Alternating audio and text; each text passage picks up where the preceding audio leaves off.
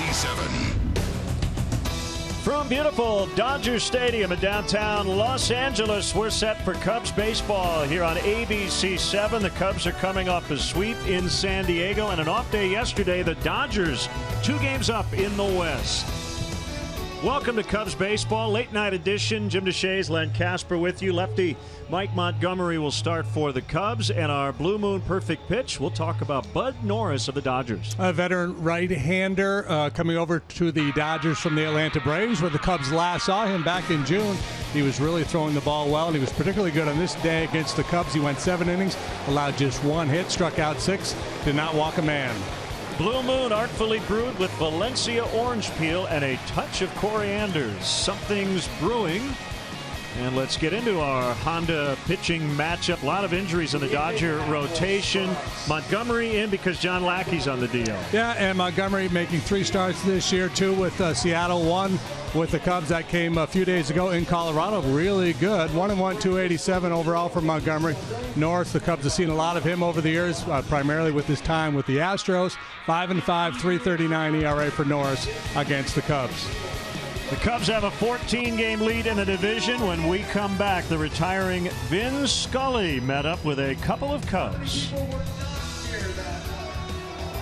Chicago Cubs baseball on ABC7 is being brought to you by Mercedes-Benz, the best or nothing. By Keller Graduate School of Management, learn loud. By State Farm, talk to an agent today at 800 State Farm. By Honda, start something special with a great deal on a Honda, now at your Honda dealer. And by Southwest, transparency, low fares, nothing to hide.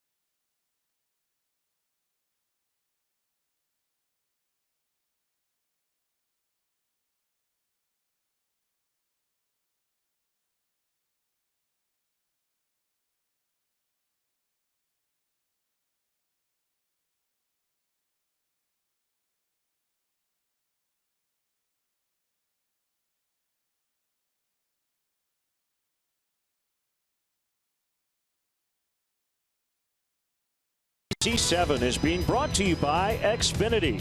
Xfinity X1 will change the way you experience TV.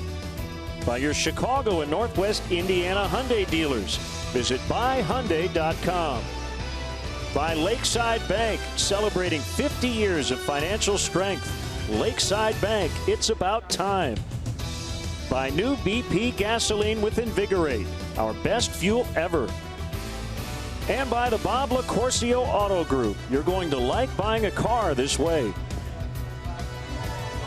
Well, the best who ever lived, Vin Scully in his 67th and final season as the voice of the Dodgers and really the voice of Major League Baseball. And a couple of Cubs came all the way up to the press box before the game. Former Dodger David Ross in his final season as a player, and Cubs manager Joe Maddon. They were bearing gifts as we check in on our Keller Graduate School of Management leaders of the game. But it's so, I really am touched, you know. Every time somebody comes up, I keep thinking, first of all, they just got off the bus, so they have to come early, and then to make that trip, because they moved the clubhouse, so you're almost in Pasadena. That's a piece of cake. Yeah, it's definitely worth it. Yeah, I was just about to say, you're right about that. Golly, so, you know, I'm getting some nice pictures from my retiring scrapbook, and you'll be leading the parade. Oh, good. Well, I hope we get in there. Great stuff from Vin Scully. Well, some of the best infielders in the league going at it tonight. Rizzo, Gonzalez, Bryant, and Seager. Lineups, first pitch, all the action next.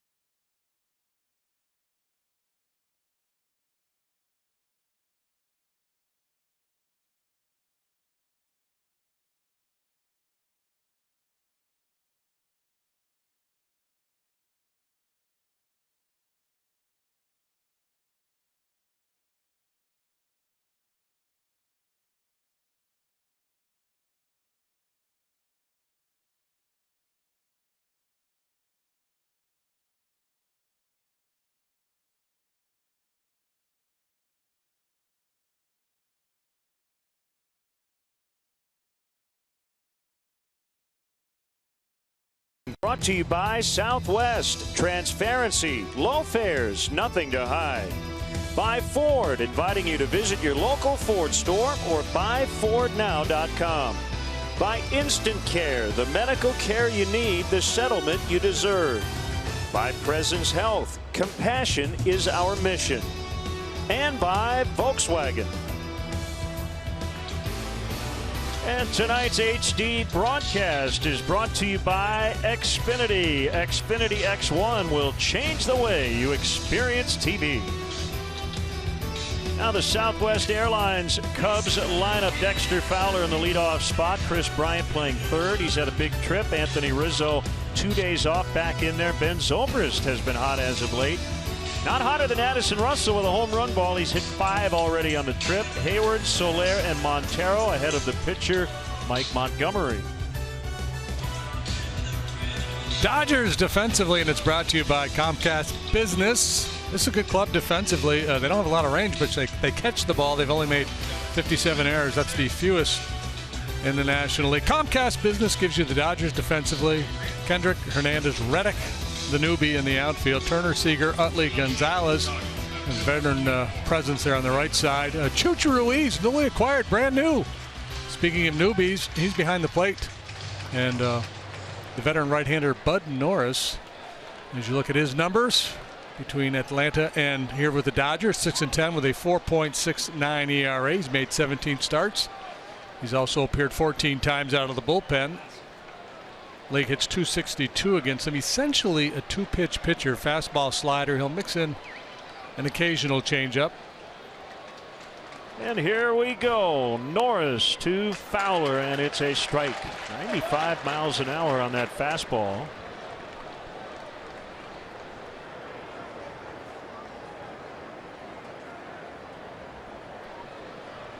The 0-1 in for a strike.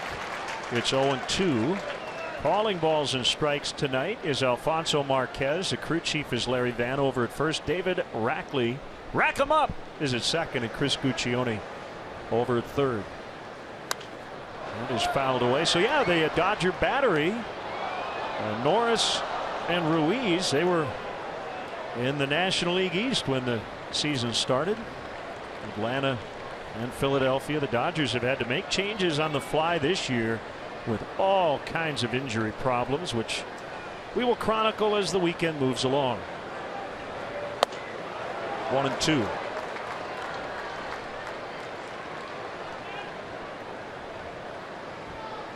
Norris started his career with the Astros back in '09. Actually made his debut against the Cubs in relief back in 2009. Broken bat liner into right for a base hit. That's a good start, and there are a lot of Cub fans here tonight.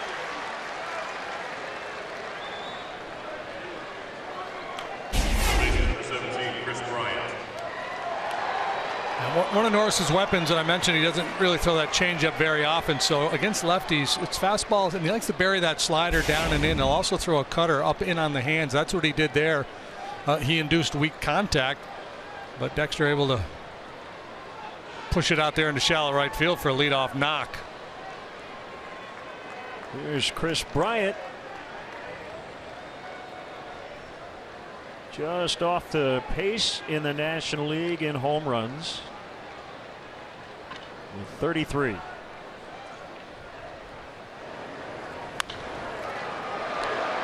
Turner, Utley, and safe at first. So that Chris Bryant speed breaking up a double play. And we see it time and again. What appears to be a double play ball off the bat of Chris Bryant turns into a regular old fielder's choice because of his speed and hustle down the line. Even if Gonzalez catches that ball, Bryant's going to beat it. Weather at first pitch brought to you by Four Seasons Heating, Air Conditioning, and Plumbing for all the right reasons. Call 866 Four Seasons. A very comfortable 68 degrees. Glorious Southern California night. And a late arriving crowd, as you can see, but this place will be near full. And probably about 3 innings. It is fireworks night tonight. And you've got 2 first place clubs going at it as Anthony Rizzo takes ball 1.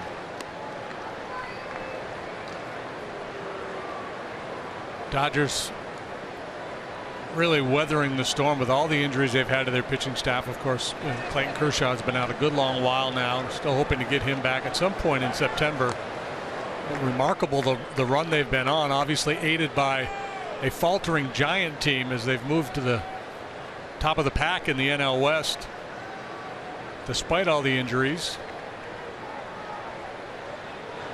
27 Dodger players, including Clayton Kershaw, have spent time on the disabled list, and 5 guys have had multiple DL stints.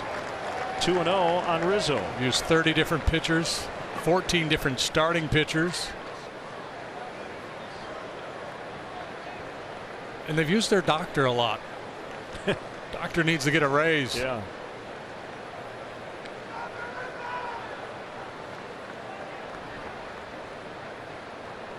Big leg kick and a 2-0. 3-0 on Rizzo. Norris lifetime 62 up, 78 down, 4.47 the ERA. And somewhat transient of late after a nice run in Houston for about 5 seasons. He moved on to Baltimore. Last year split time between Baltimore and San Diego, and this year Atlanta, and now the Dodgers. The pitch. Ball 4. All right, JD, you've had a couple of days to think about your Mercedes-Benz keys to the game. I know. I just took my whole off day yesterday. I was going to go out and have some fun, but I said, what are the keys to the game tomorrow? Left is right. Mike Montgomery, a lefty pitching for the Cubs tonight, and the Dodgers have really struggled against left-handed pitching. Give me a break. That speaks to the Dodgers. Great work since the All-Star break. They've been one of the best teams in baseball, not just in the win column, but really putting up a lot of runs. Don't sell them short. We're going to pay a lot of attention to the shortstops in this series. 2 of the best young players in all of baseball with Addison Russell and Corey Seager. Those are the keys. Are you going to sing the Nell Carter song? Give me a break.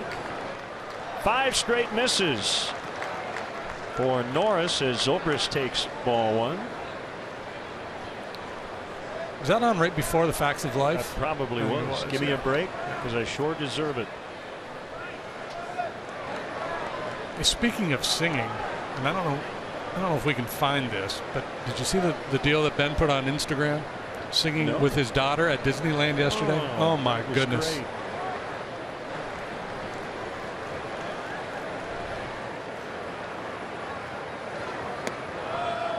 Two and 0 the count. We're going to try to we're going to effort to bring that to you.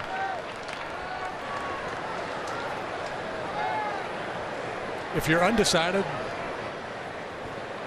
who your favorite Cub is and you watch this, there's going to be a lot of people out there, a lot of young ladies in particular are going to go, that's my new favorite Cub.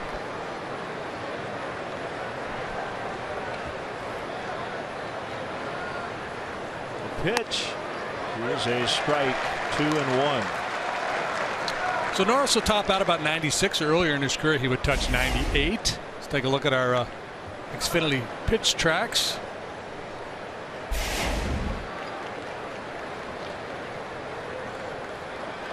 He's from California, but Northern California. And left field corner, foul. That would have probably scored 2.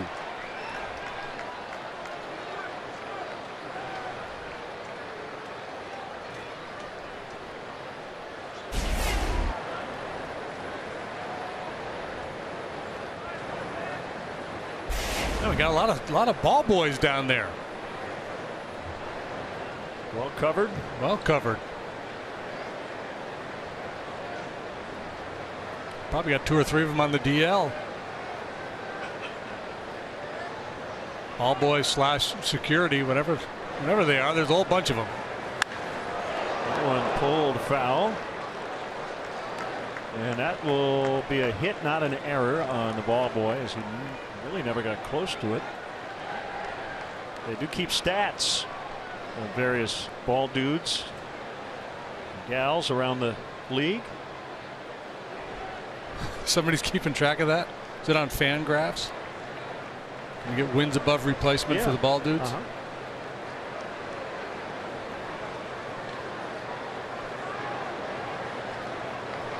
2-2 the count.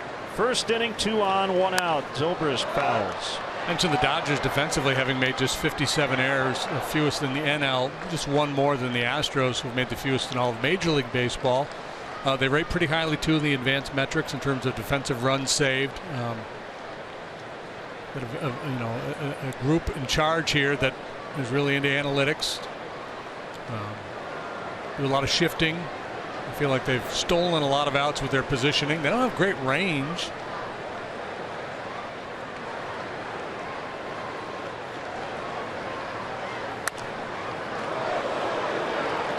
Still 2-2. They're making Norris work pretty hard here in the first inning. Dodgers just won 2 out of 3 against the Giants, even though they lost last night and were nearly no hit in the process.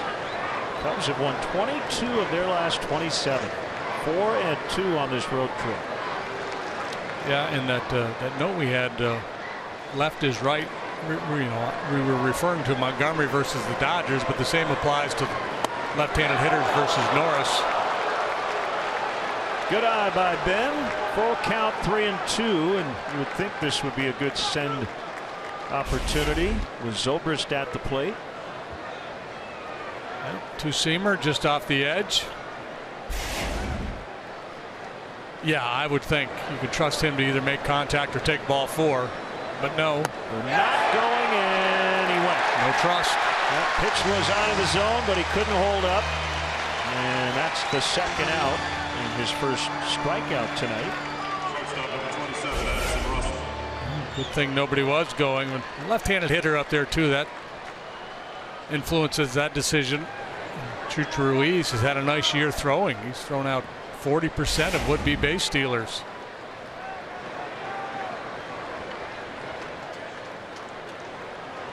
Well, all is not lost because the inning is still alive and 2 men on for Addison Russell, who's got 19 home runs. He's hit 5 on this trip, and he's knocked in 9 in 6 games. And that'll be a base hit. Bryant coming around third. He will score, and the Cubs grab the early lead as Russell notches his 84th run driven in. 1-0. Boy, he has come through in so many high leverage situations, tight games. And with that first run for the Cubs, Chicagoland's own eClick Lending will donate $100 to the Pat Tillman Foundation, supporting military veterans and their families. You mentioned this when we were talking to Joe about patterns, and Addison, you know, he'll occasionally jump all over that first pitch, and he did it there. Yeah, I think he goes to the play with an attack mentality, but he's just not flailing away. But if he sees something in the zone early, he's going to take a whack at it. Here's Jason Hayward playing right and batting 6th, and he takes a strike. These two teams have been good early. The Cubs particularly good in the opening inning. And they'll give Mike Montgomery some early run support.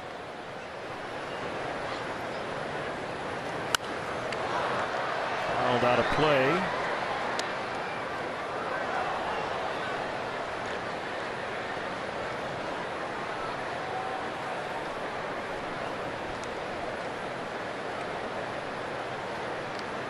Cubs do not need to scoreboard watch with a 14-game lead, but we always like to, and the Cardinals are hosting the A's tonight in St. Louis, interleague matchup, and the Cardinals have a 3-1 lead in the 8th.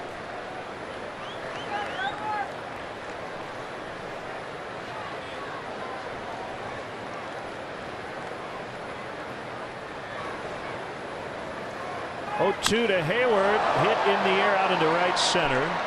Hernandez gloves it, and the inning is over. The Cubs get a run on 2 hits. The Dodgers are coming up.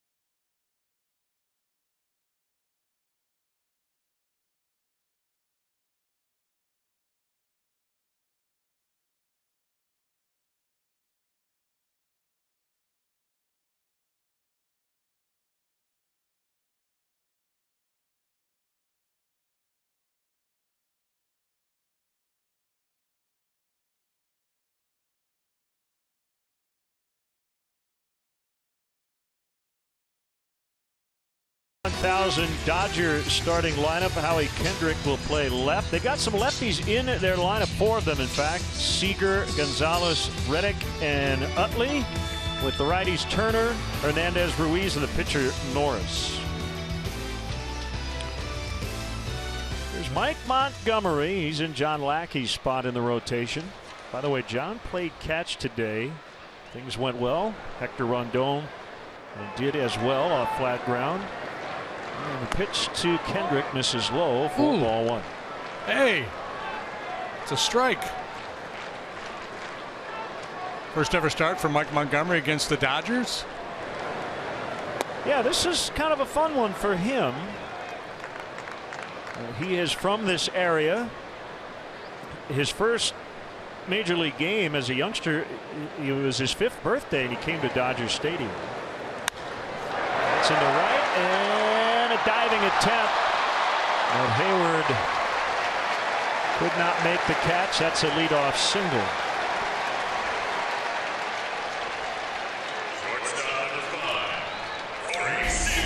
Kendrick, like Fowler, starts the ball game with a base hit, this time the other way, and Hayward lays out, tries to make the shoestring catch. Just a little bit short, but a nice job knocking it down. We check in with the rest of the Cubs defensively, brought to you by Chevrolet. You see Hayward in right, joined by Fowler and Soler, center left. Third to first, Bryant, Russell, Zobrist, Rizzo, Montero behind the plate. That's them. Here they are. Here we go. There's the pitch. 0-1 on Corey Seager. Yeah, so Montgomery's from Mission Hills. That's just northwest of here. Came here when he turned 5. He actually pitched here in high school in a showcase.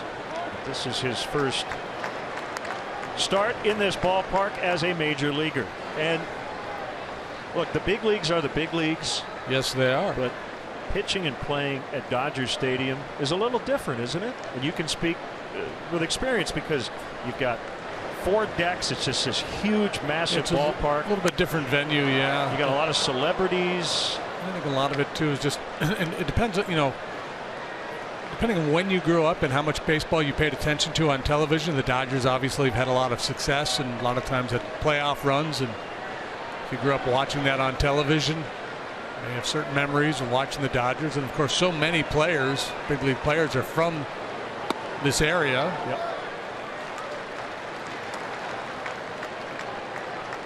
And believe it or not, it's the 3rd oldest ballpark in the majors behind Fenway and Wrigley, and they've renovated over the years. A lot less foul territory than there used to be with added seating. As Seager strikes out, first out of the first inning for Montgomery, and it'll bring up Justin Turner. Ballparks, like cars, last a long time in California. Yep.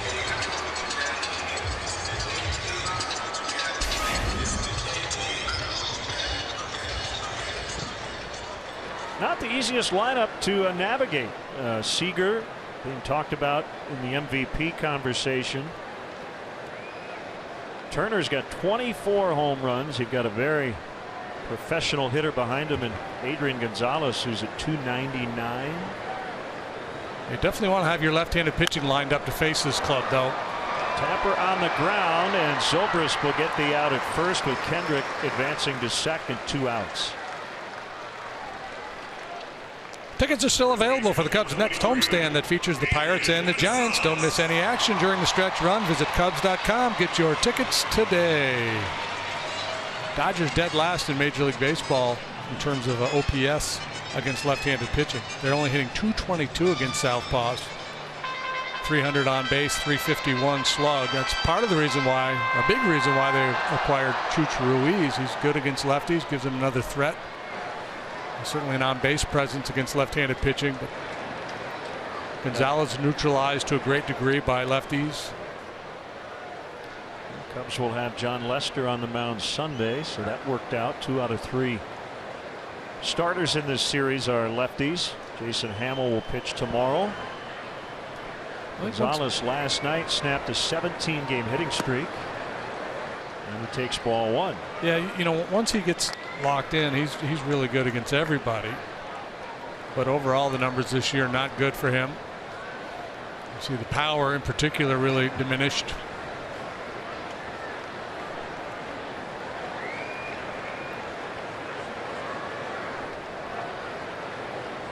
One-0 pitch is a strike. 1-1.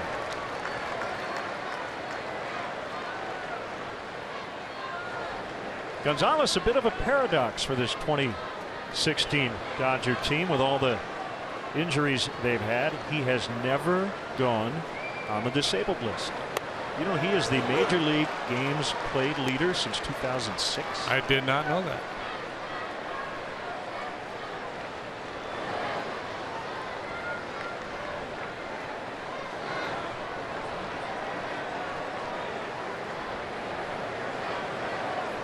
One and two, here it is. Fouled away. See Montero nodding toward Montgomery, saying that's good. That's a good pitch. We're good. Yep. Tried to elevate the fastball. He got it there.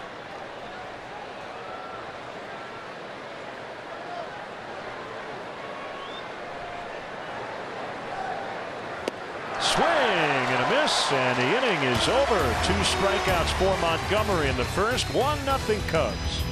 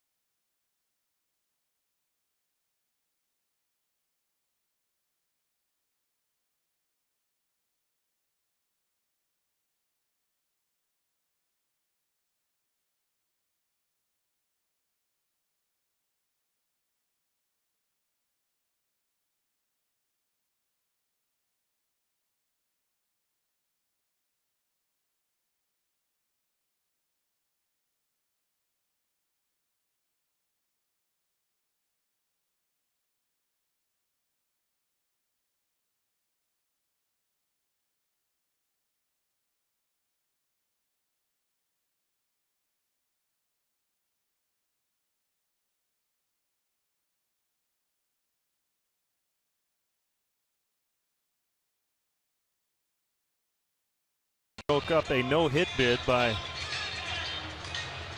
Matt Moore of the Giants.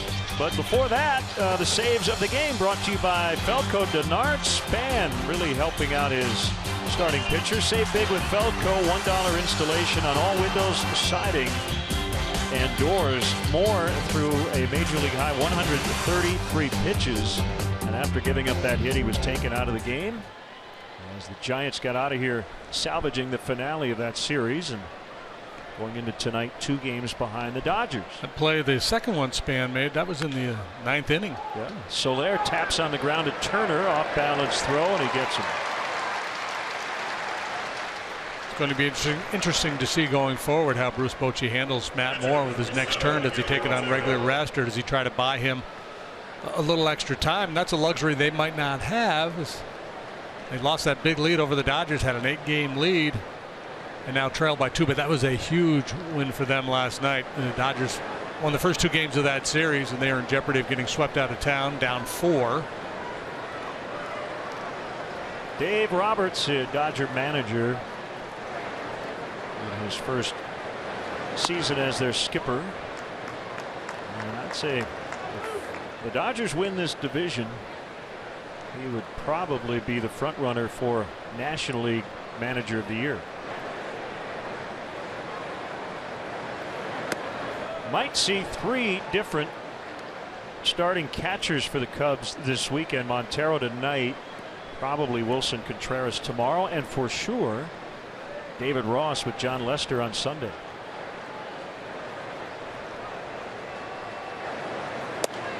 And this series, I think, means a little more for David Ross than the others this season, because he came up with the Dodgers, and just kind of feels like it'll be a bigger deal for a guy who's going to hang him up after the season.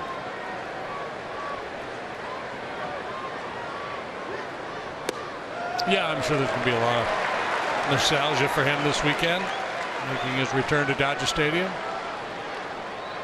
Pitcher number 38. Had it on the pregame as David Ross and Joe Madden stopped by the Dodger television booth to chat with Vin Scully. Unbelievable. I mean, 67 years with the Dodgers, starting in 1950 in Brooklyn. If you're coming into Dodger Stadium from Sunset Boulevard, you now drive up Vin Scully Avenue. When you talk about most important people in the history of this franchise, Vin Scully's right at the top, right? Branch Rickey, Vin Scully. Yeah, well, made the move out west with the Dodgers, so he became the voice for everybody out here in Southern California. 2-0 on the pitcher Montgomery. He started calling games when Truman was president.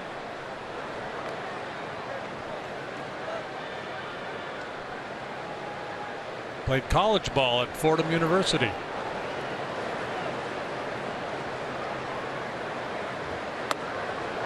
And as you can imagine, as Montgomery takes a strike, there has been a parade of visitors in and out of the Dodger TV booth.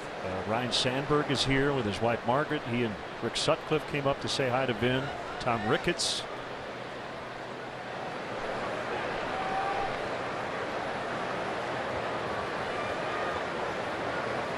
Swinging and a miss. Good hack by Montgomery, and it's 2-2.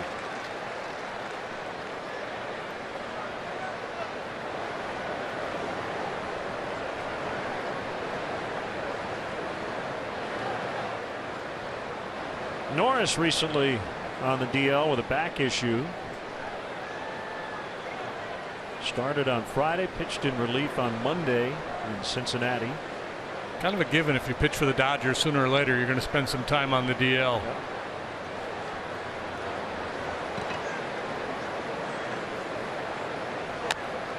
Late swing, but Montgomery gets a piece of it.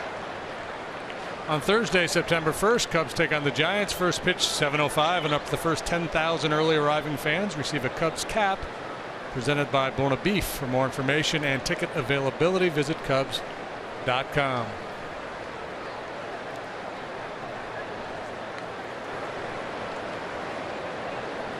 Montero at first, one out, and the 2-2 as Montgomery tried to bunt and he missed it. That's a strikeout, number 2 for Norris.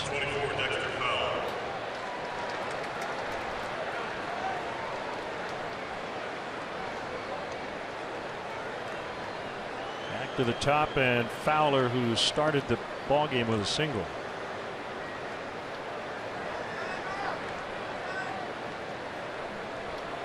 Coincidentally, talking about Vin Scully, today's the anniversary of the first ever televised baseball game for Ebbets Field, right? In 1939. Yeah, Red Barber. It was Dodgers Reds.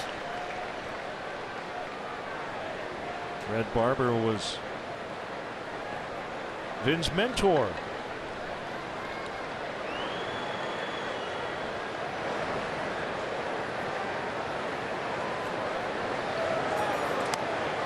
Pat Hughes told the story to Ed Sherman in the Tribune today. Pat once asked Vin how he would like to be remembered as a broadcaster in 100 years, and he said 2 things: that I was fair and accurate.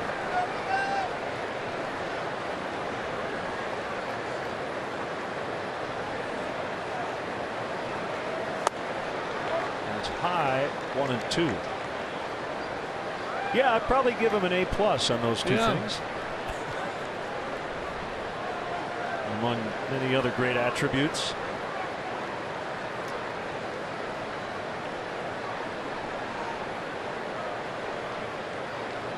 The pitch, he got him, and the inning is over. Inning and a half in.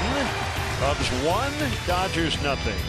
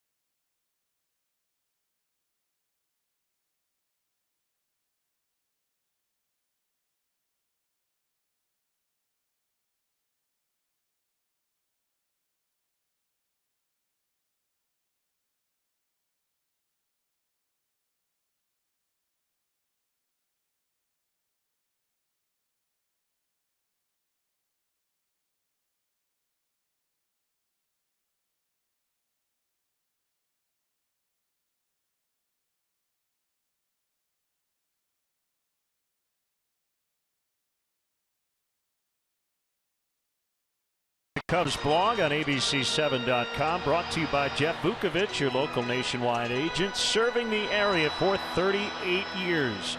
To join the nation, contact Jeff at jeffvuk.com. Nationwide is on your side.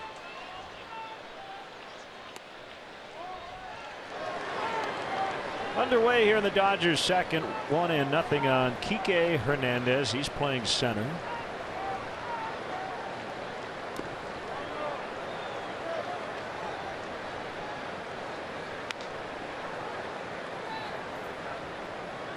Ruiz and Reddick to follow. This is Montgomery's second start with the Cubs. Last time out, very good against the Rockies. Chris Bosio, Joe Madden, not sure what they were going to get out of Montgomery in that start. He wasn't really stretched out, but he gave them 4 1/3 of outstanding work. Just a solo home run, a couple of walks, 5 strikeouts. Left with a 7-1 lead. Cubs won 9-2. Trevor Cahill finished that ball game to pick up the win. Yeah, Joe was really happy with Montgomery's work. So Marquez is not calling that borderline low pitch.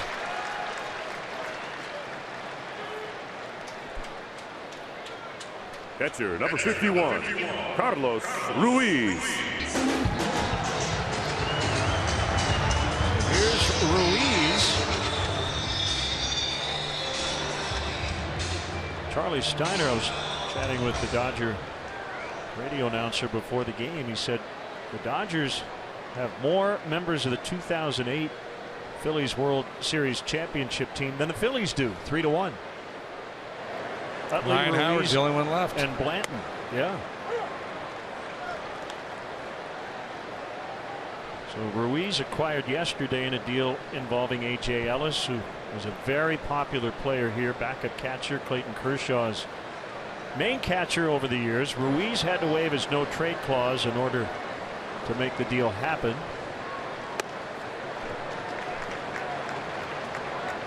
Ruiz has always been a disciplined hitter, a good eye, will take his walks.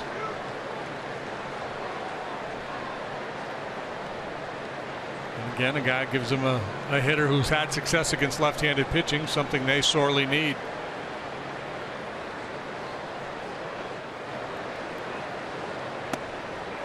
Curve is on the inside corner for a strike. He is capable of hitting that curveball on the ground to short. Are you calling it? No, I'm just begging. Oh, it just got hit, and the Dodgers have 2 on with nobody out. Well, folks, the Cubs celebrated Bud Fridays in the Budweiser bleachers all season long, and the final Bud Friday is on September 2nd. First pitch, 1:20. Up to the first 5,000 early arriving fans 21 and older in the Budweiser bleachers receive Madden glasses presented by Budweiser. Get here early. For details, visit Cubs.com/Fridays. Well, get there early. Don't get here early because you'll be really far away if you get here. Get there. Josh Reddick, man, I didn't recognize him. What's going on? Would you recognize him? I wouldn't recognize them otherwise. He used to have long hair, yeah. Yeah. These Dodgers at corporate tighten everybody up. He has struggled since being traded from Oakland, hitting 143 over 20 games with LA. Outside 2-0. Now Montero will head out. Yasiel Puig is at AAA, and he is raking. But I'm not so sure he's going to be back this year, and there have been reports that some other teams have made some lowball offers to the Dodgers for Puig, but Dodgers not interested in just giving him away. Yeah, it's going to be interesting if Reddick doesn't start to produce, or if they struggle to score runs. If Puig continues to light it up down there in the minor leagues. To see what they do, Puig at his best is a very talented, impactful ball player. At his worst, he's a huge distraction and a reckless base runner and somewhat careless in the field. 2-0 and fouled. It's 2-1. Reddick, a guy who has really struggled against left-handed pitching. What have the Cubs done? They're yielding just a 200 opponent batting average with runners in scoring position. Lowest since the year of the pitcher, 1968. That one knocked down. He hit the leg of Montgomery. He'll have time to recover, and he gets Reddick. And it looks like he's all right. Yeah, the next on that list, the Miami Marlins at 242. So the Cubs way ahead of the rest of the field in terms of keeping other teams from hitting with men in scoring position, as P.J. Mainville will head out to check on Montgomery. Yeah. Line drive. That was a solid blow. Nice job recovering, finding the baseball, not panicking, and making an accurate throw to first base. Now batting, second baseman, number 26, Chase Utley. So before Utley bats, Montgomery will take at least one warm-up toss. I couldn't tell exactly where that got him. Front of the leg, the calf muscle.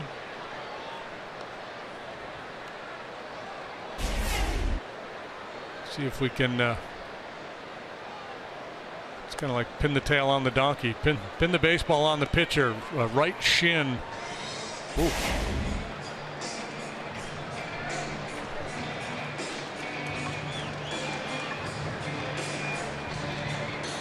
So here is Utley.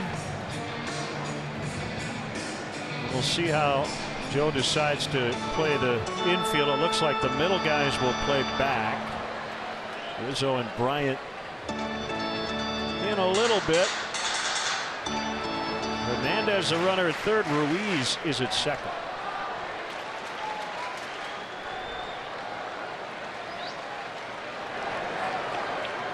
That's the stage of the game this early. You're still willing to trade an out for a run here.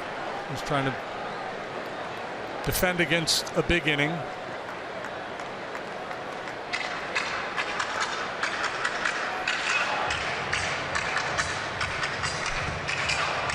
If you have any trouble hearing as you're watching wherever you are, they make sure they crank up the PA here. Yeah, it's kind of annoying. Loud place.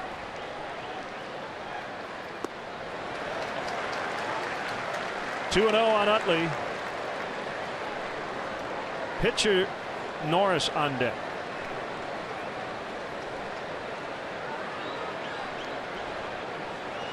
He's had a remarkable career.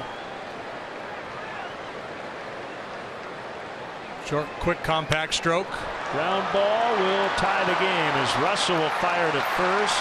Hernandez scores, and it's now 1-1. So without the benefit of a hit here in the second, they've tied it up.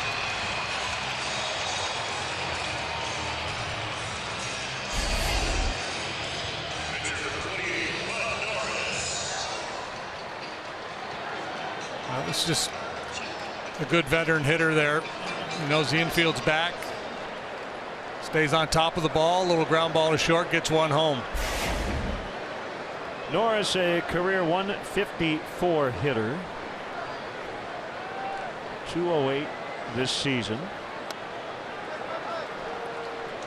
And downstairs for ball one.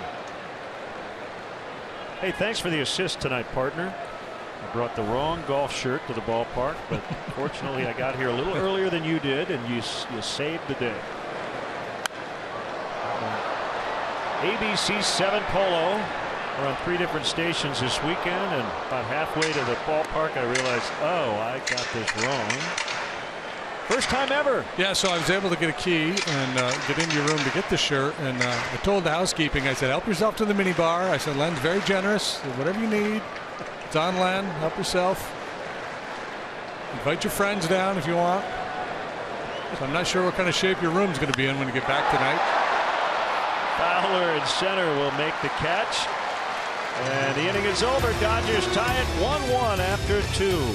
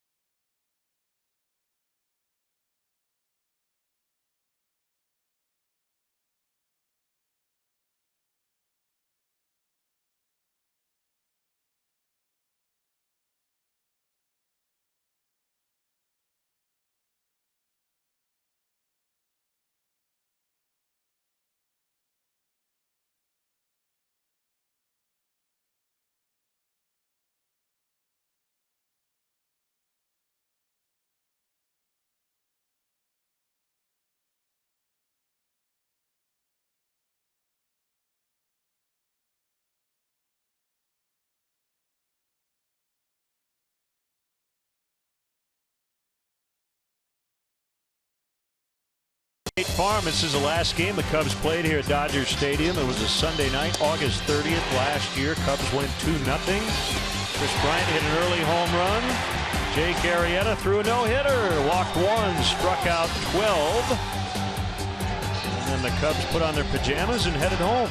And they'll do the same after this Sunday's game. Although Jake will not pitch in this series, look at what he's done in the state of California over his last half dozen starts. LL Cool Jake. Get it? LL Cool Jake. I don't get it, no.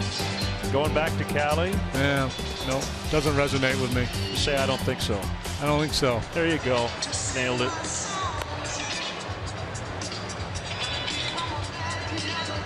Maybe if you hummed a few bars, I would get it. Going back to Cali. Going back to Cali.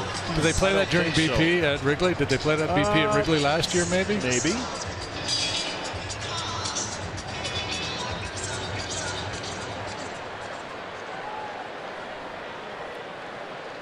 Here is Chris Bryant. Bounced into a fielder's choice in the first, but he did score a run on the Addison Russell RBI single.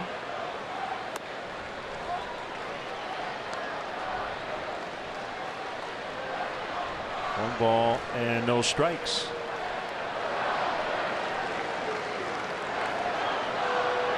His speed, he was able to beat the double play. Ends up coming around to score the first run of the ball game. Going into play tonight, the only major league player to score at least 100 runs. He scored number 105. Josh Donaldson and Mookie Betts beginning their games tonight with 99. And a 1-1. Misses 2 balls and a strike.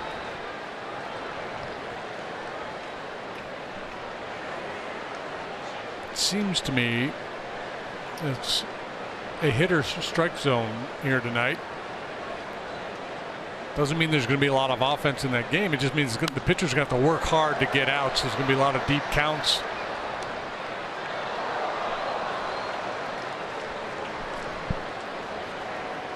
Who's the MVP of the road trip? There's some candidates. Big numbers for the shortstop and the third baseman. Rizzo, Zobrist have been really good as well. 2-2 in on the hands, and he fights it off. Hey, Cub fans, if you miss any of tonight's action, ABC7 will rebroadcast each one of its Cubs matchups on the Live Well Network. Tonight's encore of Cubs Dodgers will air in its entirety beginning at 1 a.m. on ABC7's digital channel 7.2 and those cable channel positions. Popped up on the infield. It's Utley over on the right side. He's got it. And that's the first out. Number 44, Anthony Rizzo.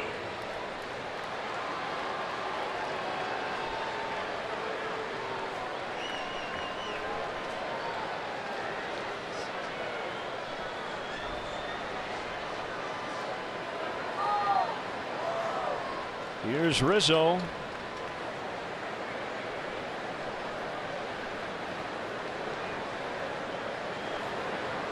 And the pitch. High deep drive, center field, and Hernandez on the dirt.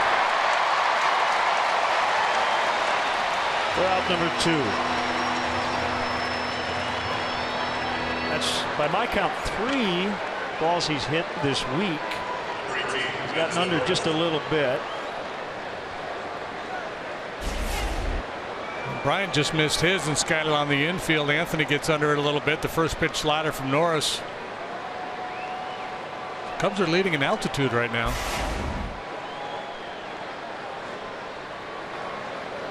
Just need to turn some of that height into length. Change the launch angle a little bit.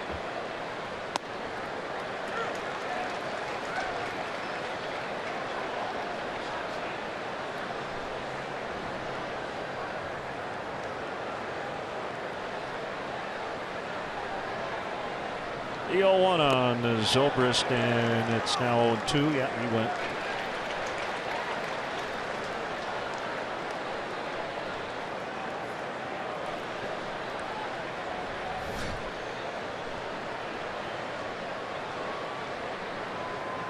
For the Dodgers, Kershaw, Wood, Ryu, McCarthy, Anderson, and Kazmir are all on the disabled list. Didn't add up the money. That's a lot of payroll. Currently unavailable to Dave Roberts. Well, Kershaw alone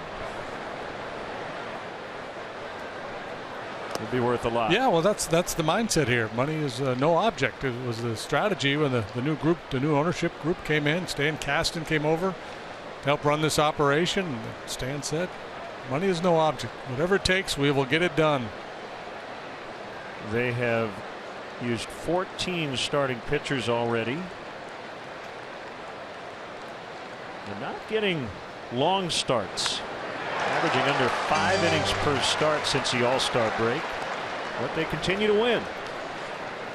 Yeah, and despite all the injuries, the pitching has been okay. They're 6th in the league in ERA. The bullpen is the best in the league with a 3.26 ERA. They've worked hard, though. The bullpen has pitched the 2nd most innings, just behind the Cincinnati Reds. Wait, who?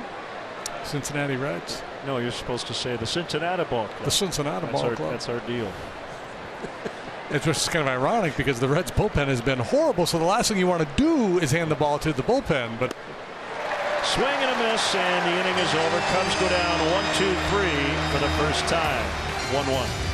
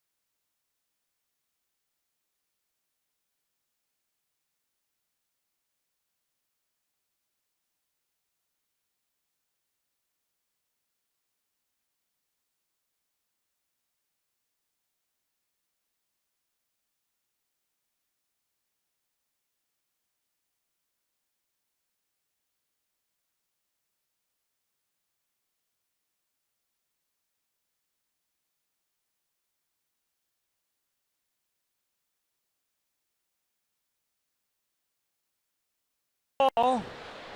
1-1, and the pitch to Kendrick is a strike from Mike Montgomery. 2nd time through the order.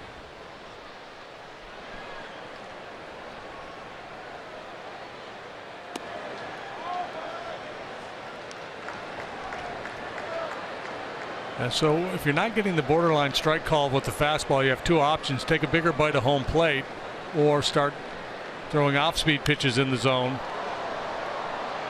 especially early when the hitters are more inclined to sit on fastballs. For Montgomery, curveball. Good changeup last time out against the Rockies. He'll throw a cutter.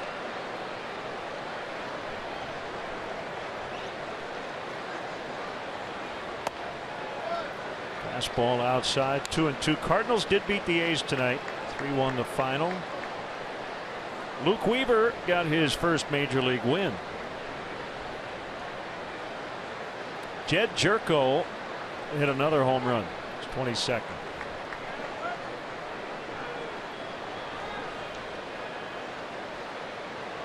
Cardinals, man, they hit a lot of home runs. Tap foul. Chrysler out of town scoreboard, and enjoy your summer in style with great deals at the Chrysler Summer Clearance Event. Nationals, an 8-5 winner over the Rockies. Details later. Giants with an early lead over Atlanta. Full count 3-2. Daniel Murphy had a big night tonight. He continues to make his case to be the MVP of the National League. Kendrick in the Dodger leadoff spot tonight, and he takes ball 4. So 3rd time in 3 innings the Dodgers have put the leadoff man on base, and it'll bring up another MVP candidate, Corey Seager. I mentioned he broke up Matt Moore's no-hitter last night. It was on his bobblehead night. He's hitting .469 over his last 16 games. He's the 5th rookie shortstop ever with 150 hits and 20 homers, and we're still in August. Last guy to do that, Troy Tulowitzki in 2007.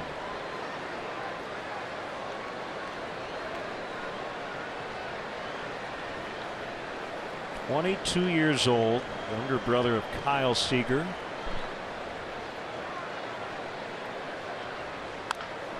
And he taps foul. Here's how the Matt Moore no-hit bid ended.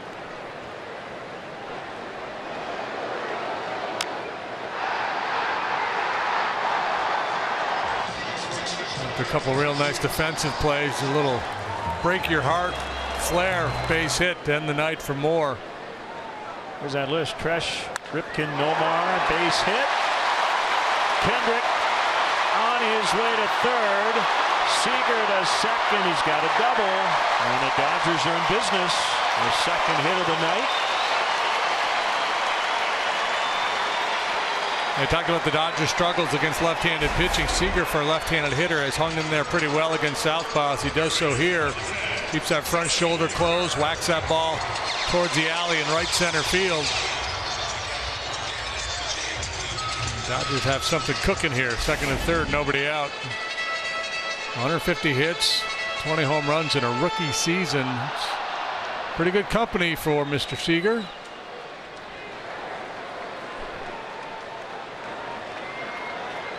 Yeah, you hear comparisons with Ripken because he's so big. I think Cal's going to be here on Sunday calling the game. Dodgers will take the lead. Turner grounds out to Russell. Kendrick scores. So they've put up 2 runs on RBI groundouts here in the last 2 innings.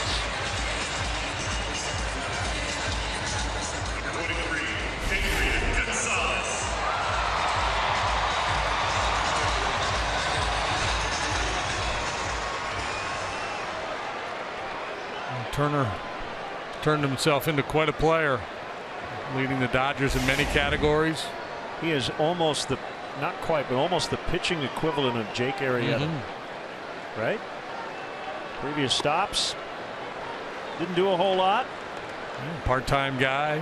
And with the Dodgers, he has been really, really good. Due to be a free agent too, I believe.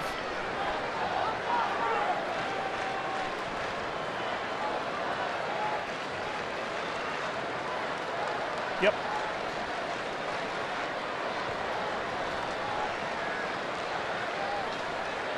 Well, you just said the Dodgers have said money's not an impediment. He will likely get paid. Yeah, by somebody. Paid by somebody, and the question is, you know, and kind of like Jake Arrieta, the age is an issue. He's becoming a free agent here at 31 years of age. Yeah, and he'll be in his age 32 season next year. Chris Bosio to the mound, 2-0 the count on Gonzalez.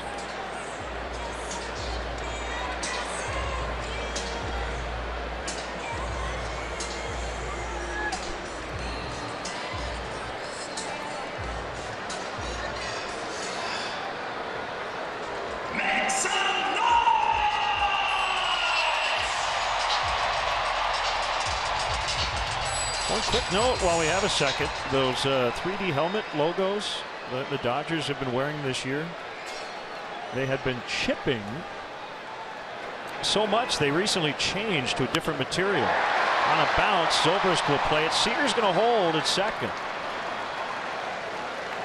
I think the reason he held up, he wasn't sure if Zobrist would catch it. Yeah, it was hit on a line. If that's a ground ball, he's off and running. And if he recognizes or reads ground ball right away, he goes. But he had to hesitate a little bit. So that logo is now made of a Santoprene material, not as rigid as the original material, and therefore shouldn't crack. These raised logos considered a first in Major League history, although the Cubs do use a decal of their threaded logo that they use on their caps, on their helmets. Oh, who knew? They could use fondant. on there. Yeah, see, you can see how it's kind of shining. It's the same threaded material that the Cubs have on their cap.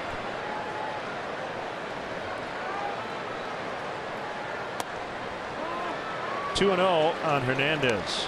So with a tight strike zone, these two starters have been behind in the count all night. Yeah, so like I said, I think for Mike, the get over curveball might be a good way to get the jump on some of these Dodger hitters. That was a good changeup. And then, of course, the other piece of it is knowing, who and when to give into, who will chase that changeup in a fastball count. That's kind of the reputation of Hernandez. He's trying to hit that one 100 miles, and you can't blame him on 2-0. There's the curve you were talking about. It's 2-2.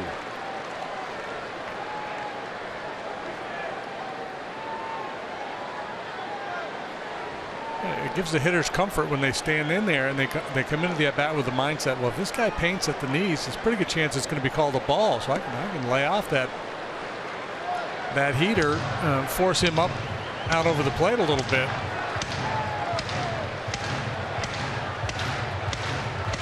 How about this? Kike Hernandez is 11 out of 19 with 4 doubles and 3 home runs against Madison Bumgarner in his career. .579 average.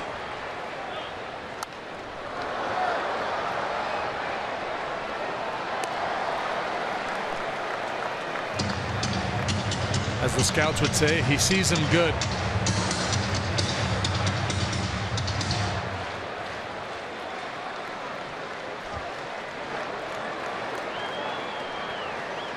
But facing two outs and runners in scoring position without a hit to this point.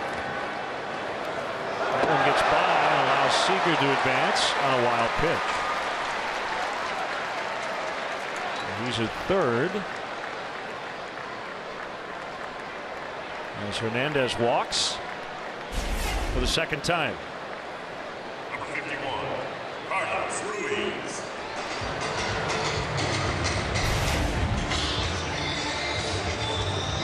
Three walks and a hit batter already tonight for Montgomery.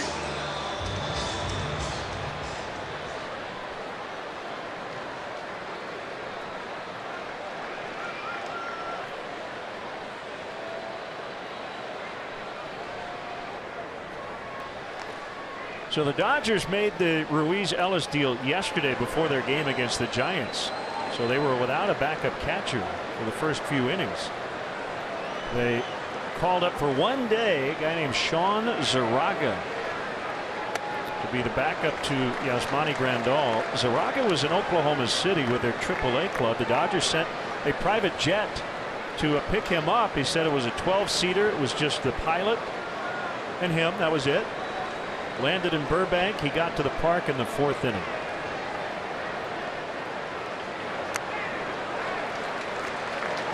That's living large there. Private jet comes to get you promoted to the big leagues. There's their primary catcher, Yasmani Grandal. He's having a nice year, not hitting for average, but power. And he'll take his walks. Zaraga got sent out after just one day. I'm guessing he didn't get the private jet treatment going home. No. I got a bus ticket. Thanks for coming, kid. Take a train.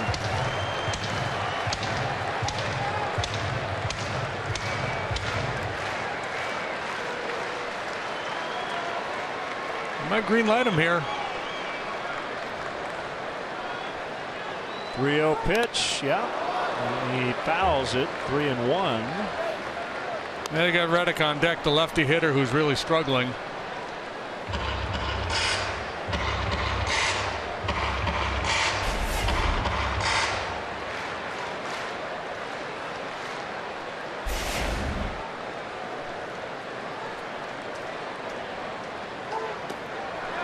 Bases are loaded. Really having a hard time locating that heater, having a hard time locating everything right now.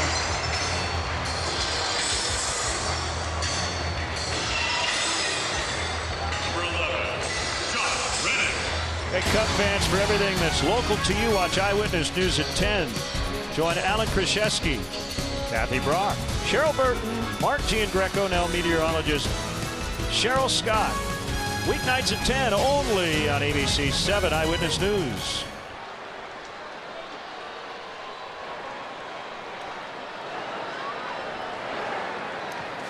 Knocked down by Montero. Bases loaded, a run in.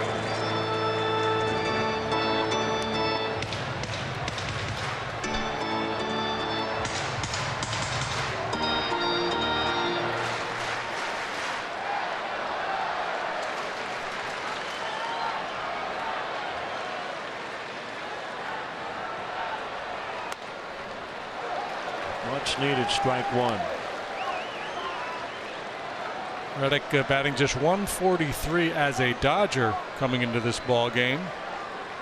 10 hits in 70 at bats. No home runs.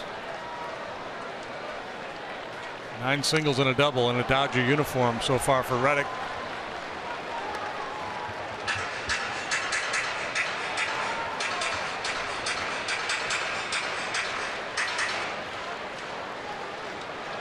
He's an outstanding defender. And maybe pressing a little bit. Joining a new club in the middle of a pennant race.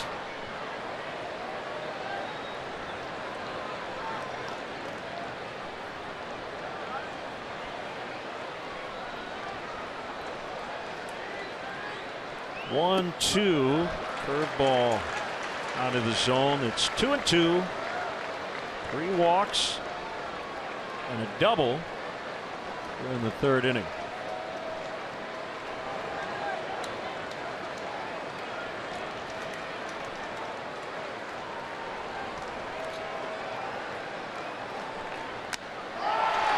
Foul tip, strike 3, and the Dodgers leave them loaded, but they do grab a 2-1 advantage.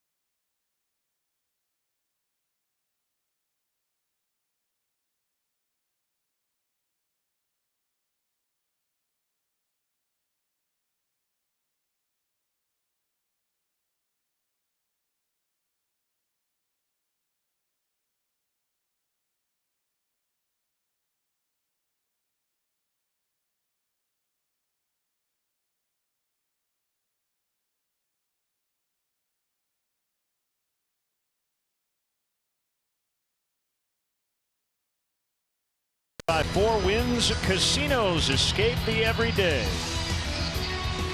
Glad to have you with us late Friday night from Los Angeles.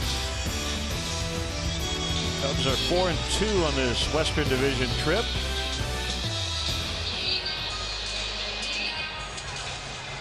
Russell, Hayward, and Soler against Bud Norris.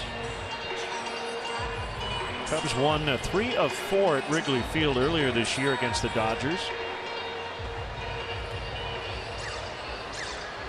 You saw Norris there motion to Turner to be aware of the potential bunt. Hey, I got a good question from Chris on Twitter. Why is it a trade deadline if you can trade players after that deadline? Great question. Well, after this year, August 1st, players have to pass through the waiver process before they're tradable. Yeah, so in reality, it's the non-waiver trade deadline, August 1st.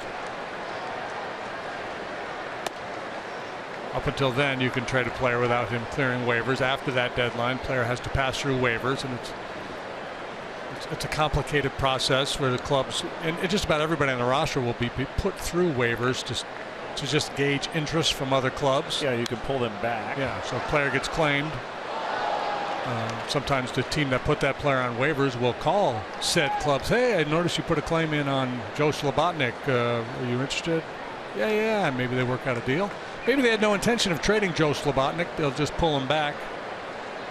Well, the other interesting one, it has happened a couple of times, as Russell foul tips for the out, is you put a guy on waivers. Maybe a guy making a lot of money who's near the end of his contract and he is not performing well, and somebody claims him and you go, great, take him. And then that team has to pay his entire salary. Right. Some teams will make claims to block other teams from getting said player. Yeah, and the way it works, and the claim is awarded to the team within the same league with the worst record. That's the priorities on the waiver claims. So in the National League right now, it would be the Atlanta Braves. So if a bunch of different teams put in a claim, the claim would be awarded to the Braves because they have the worst record. It passes from your league to the other league. Hayward pops it up, and this will get to the seats behind the Dodger dugout. The other deadline is the end of August. After August 31st, you can still make trades. But in order to be on a playoff roster, you have to be in that organization before September 1st.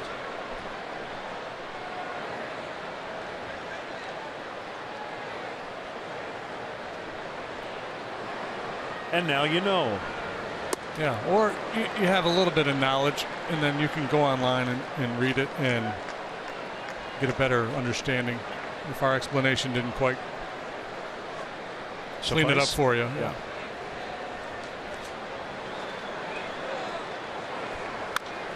Ground ball. Remember the one year Randy Myers was claimed by the Padres, and they got stuck with that big contract. There you go. That's one of the more famous or infamous ones, I guess, right?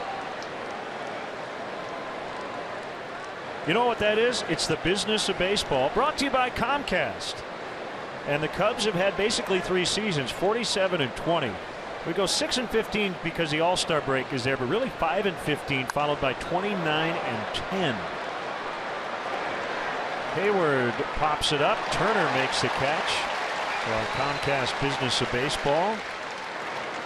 Cubs have been by far the best team in baseball, playing over a 700 clip, except for that stretch in late June leading into the break.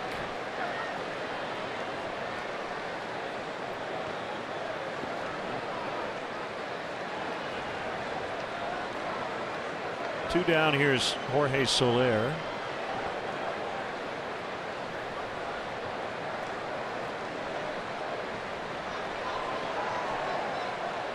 Talking with Joe today about his daily lineup decisions, and today it was between Soler and Baez. Usually has one kind of big decision to make on a daily basis based on matchups and the like.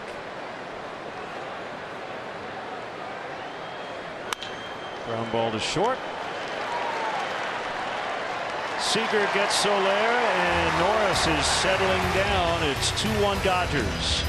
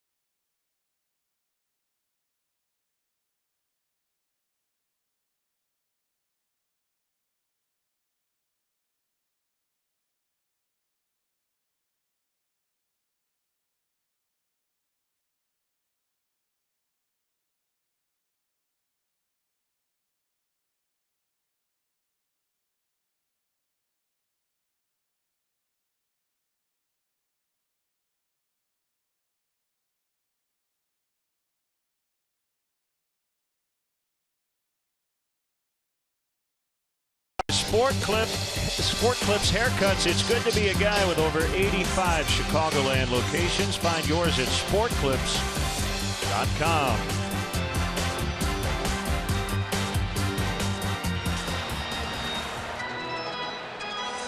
Dodger Dogs over under this weekend. 2.5. Okay. I'll take the over for both of us.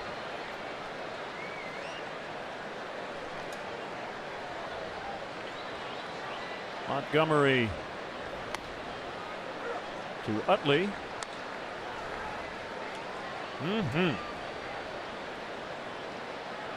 Honest opinion of Dodger Dogs? Well, there was a time there where they kind of went downhill because they stopped grilling them. I don't know what their program is now, but I know it's created quite a dust-up out here. I don't eat a lot of hot dogs, but for some reason a Dodger dog, maybe it's just kind of the whole Dodger Stadium experience. I like it. Utley into the corner. And more trouble for Montgomery. That is a leadoff double.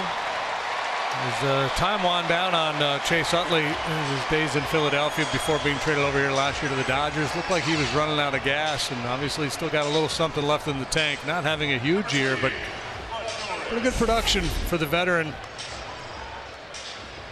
There's that quick stroke we talked about. 2-base hit for Utley, who is number 9 all-time among second basemen in home runs, 247 long balls in his career. Number 4 on that list is in the ballpark tonight. You referenced him earlier, Ryan Sandberg. Bunted by Norris. It's a good one, and Bryant will just hang on to it. One thing that's happened here lately, and you're a perfect person to ask because you're left-handed. There have been a few balls, including the Pedro Strop injury, where pitchers are going over there trying to make that play. Why aren't they just instinct to go for it? Yeah, and you see Mike gets a little bit of a late break on this ball. Chris Bryant's hanging back initially because Rizzo is so aggressive. That allows Bryant, or whoever's playing third base, to hang back a little bit. So he got a little bit of a late break when he decided he needed to be in on the play. You could see Montgomery got a late break off the mound, and it was a sweetheart of a bunt by Norris. That will be a double play. Kendrick will not get an RBI, but they do add a run. So all 3 of their runs have scored on the groundouts. This time a double play ball. Let's take a look at the forward upcoming schedule for the Cubs. A couple more here with the Dodgers, and then the Pirates come calling, and it's always fun when the Pirates are in town. That'll be followed up by a series with the Giants. So we'll get a good close look at this NL West division here. Popped into shallow left. Soler is in, and it gets by him. Seager will make his way to second. Should be a single and an error on the Cubs left fielder.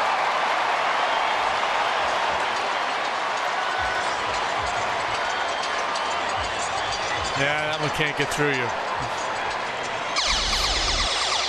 You know, sometimes when you sell out and leave your feet to try to make a play and the ball gets by you, but here he stays upright, tries to play it on the hop, and it squirts right through the 5-hole.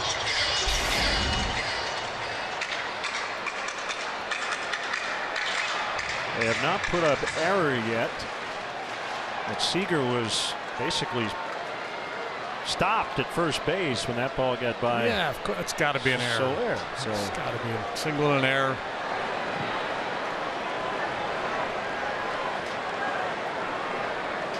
yeah, they ruled it a double. Wow, that's absurd. Oh, that should be changed. Well, that would tie him for the league lead, would it not? With Anthony and Daniel Murphy doubled his first at bat.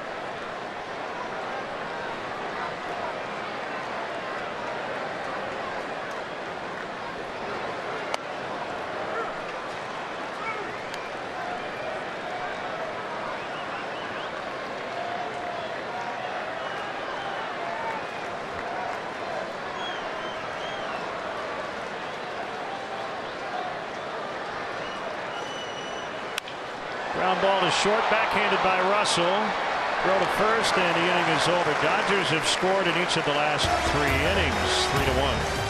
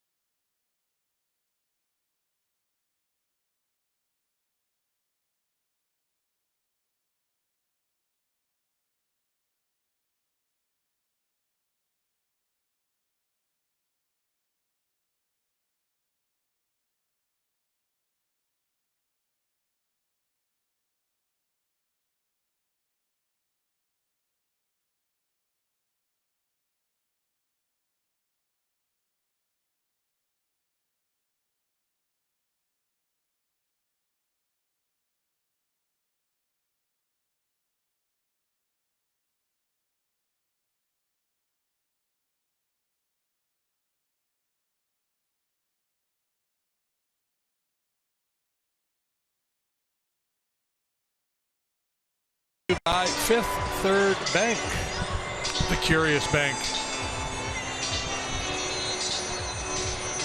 Hey, Saturday, September 3rd, the Cubs take on the Giants at 1:20.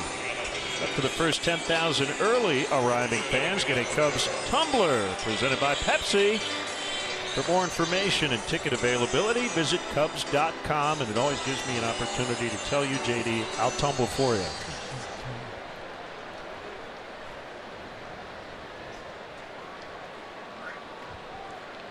Come on, burp. Try the airplane method. That's a really cool little hat that QB is wearing. Now, it was coincidence that I said I'll tumble for you, but Culture Club is playing here tomorrow night. I heard that rumor. You've got tickets, and hopefully we'll be done in time for you to head on over. Where are they playing? At the Hollywood Bowl. There's a Spandau Ballet there as well. They might be opening. Kajagoogoo could be in the mix. You never know.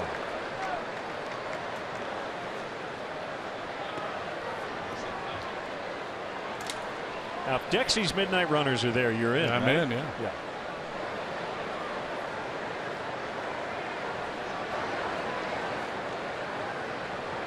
Here's a 1-1, 2-1. Norris last worked out of the bullpen for the Dodgers. It was against the Reds on the 22nd, worked 2/3 of an inning. An 18-9 win.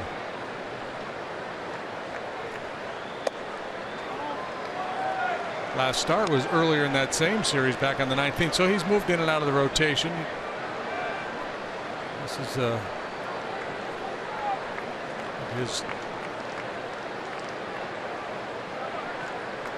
I'll get it for you here in a minute. 8th start with the Dodgers. Like people are dying to know that. Yeah.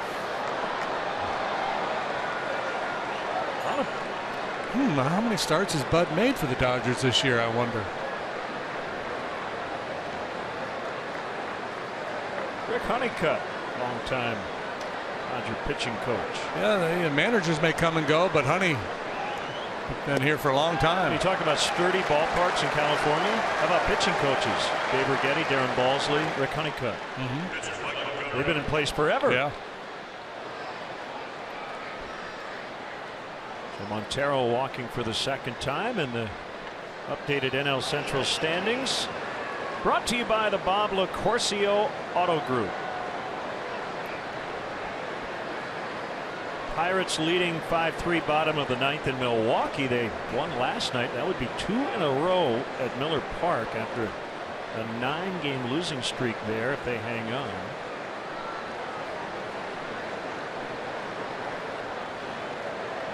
Montgomery in a bunting spot, which might mean he waits until he gets 2 strikes. Swing and a miss. Yeah, that's what happened last time. Norris pretty quick off the mound. You got Montero at first base, doesn't run well, so no guarantee if you get the bunt down you're going to be able to advance the base runner. Got to run, Mike. Turner to second for one. Relay will be late.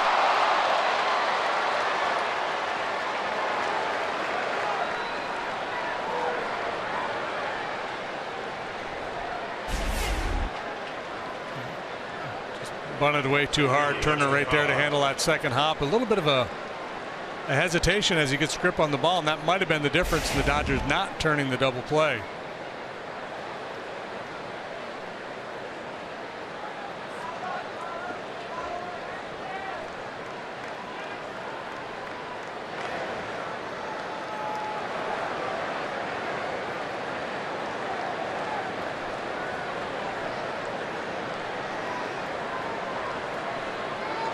Fowler, the batter, and the pitch. Ball 1. It is a final. Pirates beat the Brewers 5-3.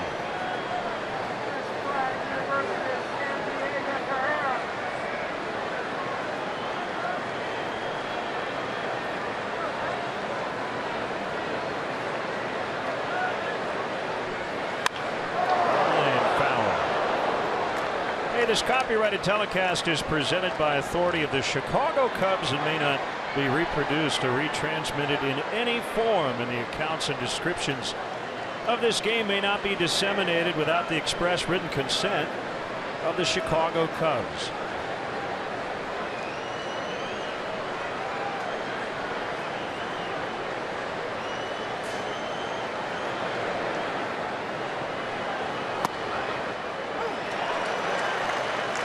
Fowler not too sure, but 1-2.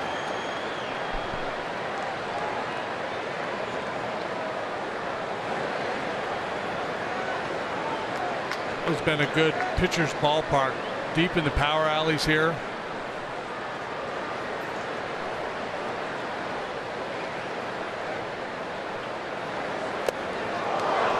Did I get him? He's saying to hit the bat.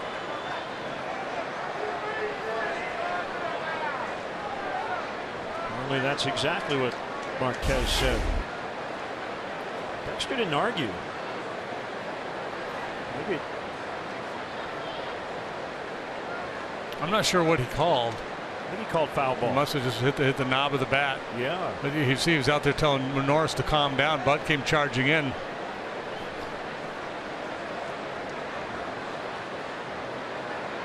I think Norris was afraid he was going to call hit by pitch.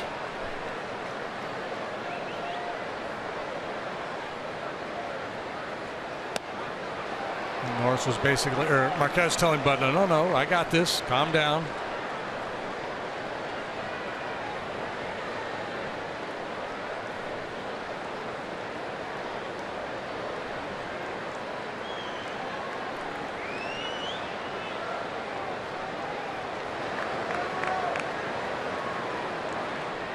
Norris taking a lot of time with men on base. 3-2. It will be interesting to see how he navigates through the Cub lineup here the third time around. Again, not to belabor the point, but leans so heavily on that fastball slider combination. There's nothing left in the toolkit at this stage of the ball game where he can throw a different wrinkle at the Cub hitters. I mean, he can't be successful. He just has to be more precise. Well, he gets Fowler for his 6th strikeout. And 2 gone, and it'll be Chris Bryant. Yeah, pretty good depth on this backdoor slider here.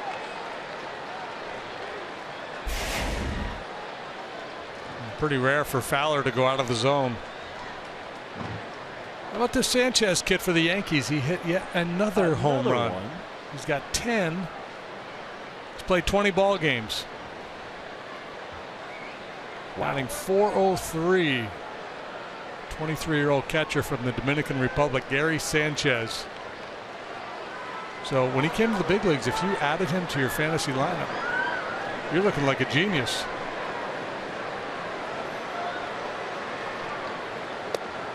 Bryant takes a pitch inside for a ball.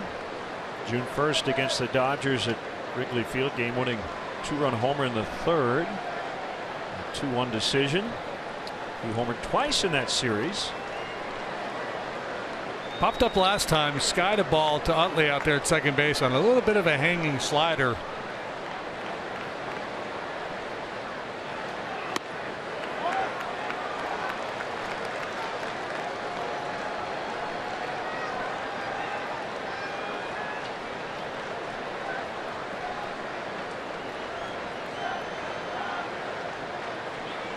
That's where a lot of pitchers get into trouble against Chris. They don't want to throw him a fastball in this count. They'll throw him with just a little spinner in the zone, and he'll kills that pitch. 3-0 on Bryant. Yeah. They want to send out some congrats. Dwayne Statz, former Cubs announcer and our buddy, calling. He's calling Rays Astros tonight. This is the 40th anniversary of Dwayne's first major league broadcast. It was with Gene Elston at Wrigley Field. Astros and Cubs, August 26th, 1976. J.R. Richard and Rick Russell, the pitching matchup that day. Congrats to Dwayne Statz. Ball 4. That's what you call a big pitching matchup. J.R. and Big Daddy. Yeah. Big in many ways. On the road traveling and want to watch your Cubs? Subscribe to MLB.TV Premium for live or on-demand baseball on over 400 devices. Real-time highlights, live look-ins, pitch tracking, and more. Blackout and other restrictions apply. Visit MLB.TV for details. Well, this is a rather large opportunity for Mr. Rizzo. Norris fighting himself a little bit. A couple of walks in the inning.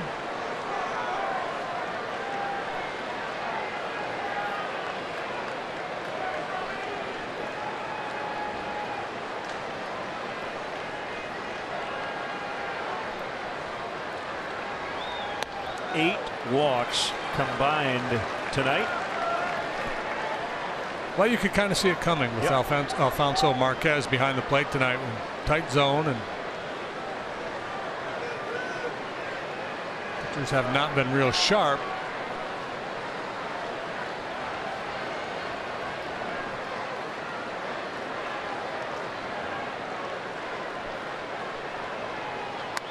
Plus, you got a lot of good hitters in this game that you're going to pitch cautiously to. Sure.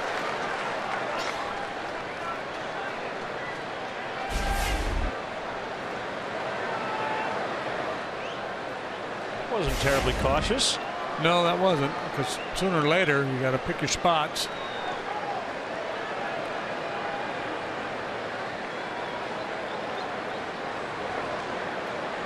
Go any lower than that, you're not going to get it called. That wasn't cautious either. Norris is actually named David Stepan Norris, but nicknamed Bud after he ordered a beer at a restaurant when he was 3. I assume he got carded. Precocious little fellow, yeah.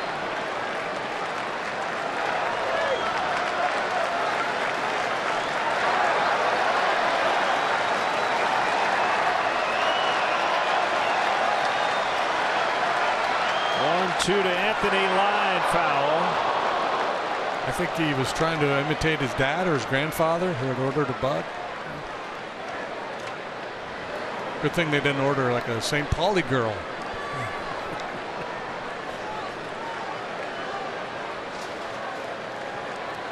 I guess he could have been Pauli. I mentioned his major league debut with the Astros at Wrigley. Traded to Baltimore in 2013, released 2015, signed with San Diego.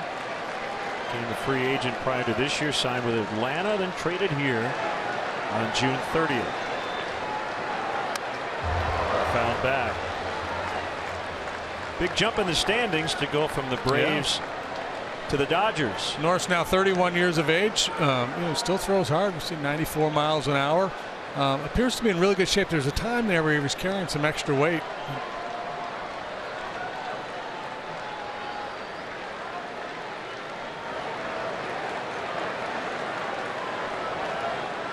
Pitched at Cal Poly San Luis Obispo.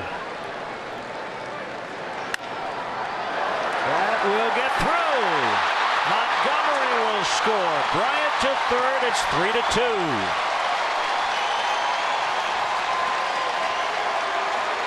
RBI number 88 for Anthony.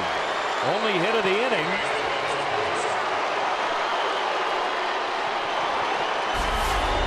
Yeah, Utley playing strong pull, so he's got a long way to go to try to make a play on this ball. He's doing his level best just to knock it down, keep it in the infield, and prevent Montgomery from scoring, but none of that happens for him.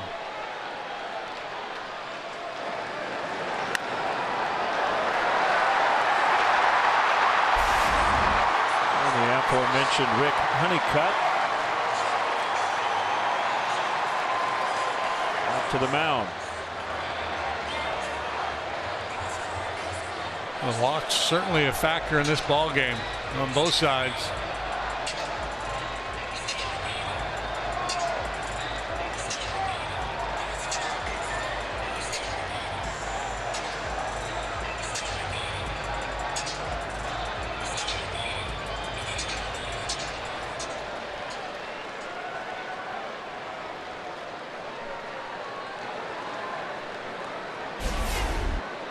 Check out the exit velocity, 96 miles an hour off the bat of Anthony Rizzo. Brought to you by Toyota.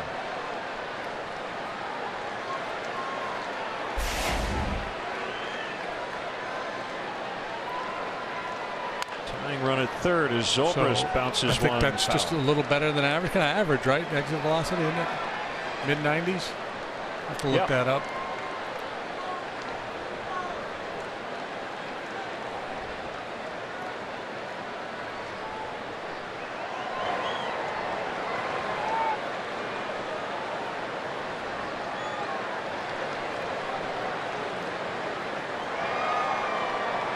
A weird night for Zobrist so far. 2 punch-outs.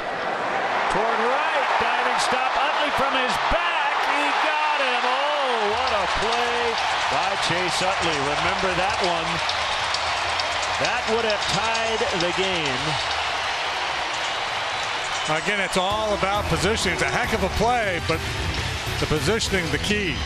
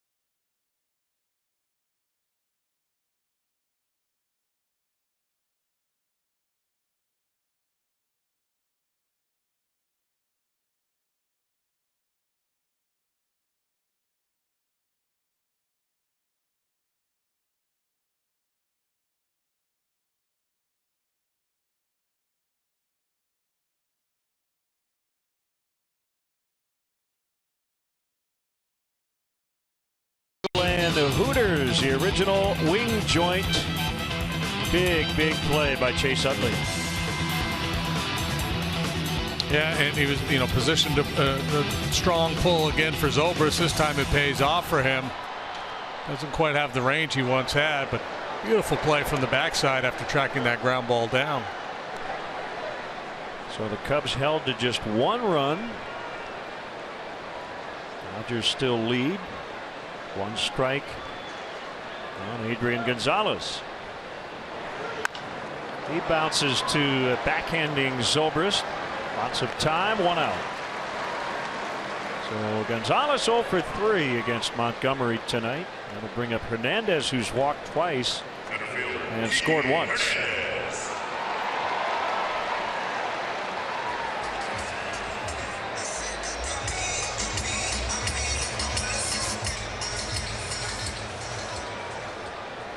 Giants are in good shape tonight, leading 6-0 in the 5th over Atlanta. They're 2 back of the Dodgers currently. Bounding ball. Backing up is Bryant, and he dropped it for an error. And Hernandez on for the 3rd time.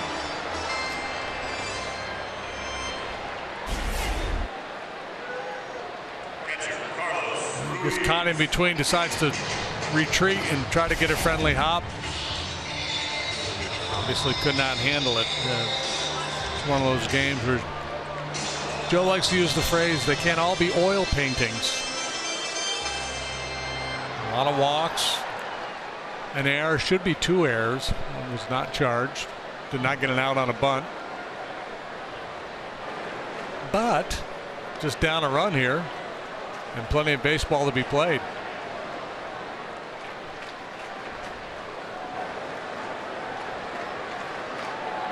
Pretty good lead by Hernandez and Montgomery. We'll check on him. Yeah, this is a combination that Dave Roberts might be inclined to play a little hit and run with.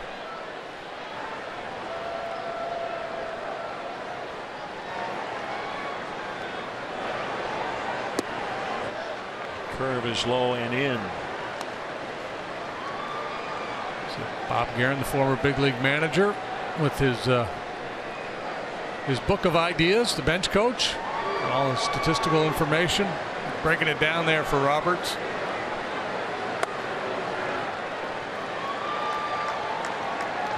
And they're saying, Skip, if I think we go to 2-1, I think we should hit and run.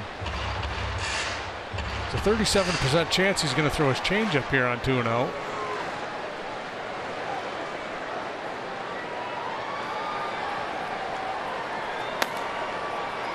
Zastryzny and Patton. Swing and a miss, 2-1. This would be the count if they wanted to play a little hit and run.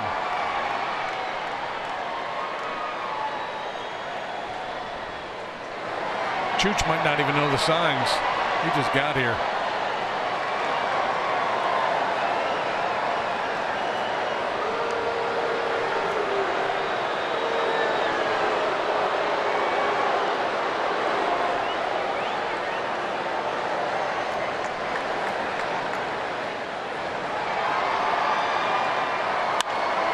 Base hit. First hit as a Dodger. What a great trade.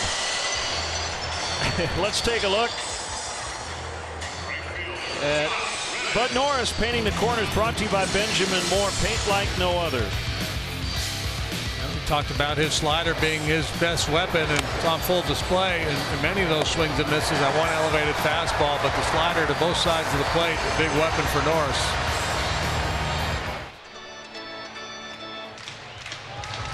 All right, so we just had a shot at Bob Guerin. I got to pay this off from earlier this week. He was at Claremont High School in the late 70s at the time when Fast Times at Ridgemont High.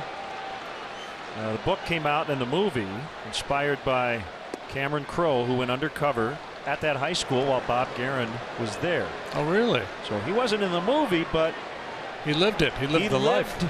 That movie that we talked about a couple of times in San Diego, actually about 12 times over 2 days.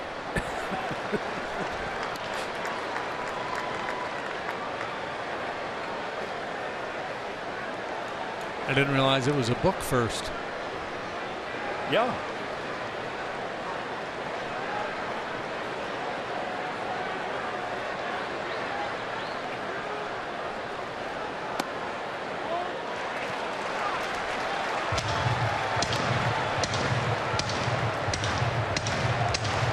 Montgomery may be nearing the end of the line.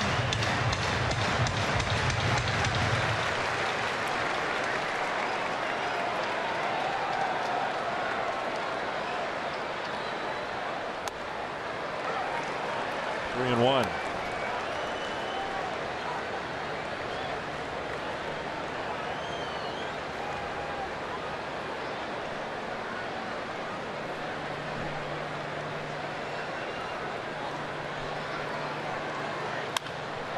Hard but foul.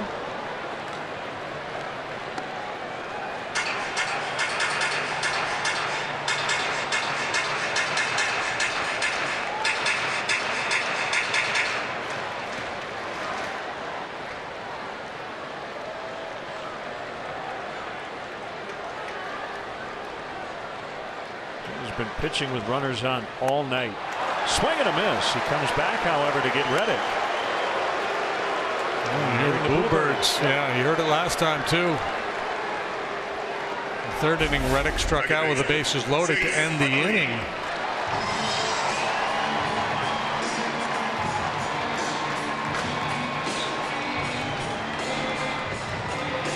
The swing is pretty long right there. That's long and slow. Montgomery beats him with 91-mile-an-hour fastball. Speaking of fast times, you hear the walk-up music. Here's Utley. We can't escape it. RBI ground out in the second, the double in the fourth and a run, and then the big defensive play in the top of this fifth inning.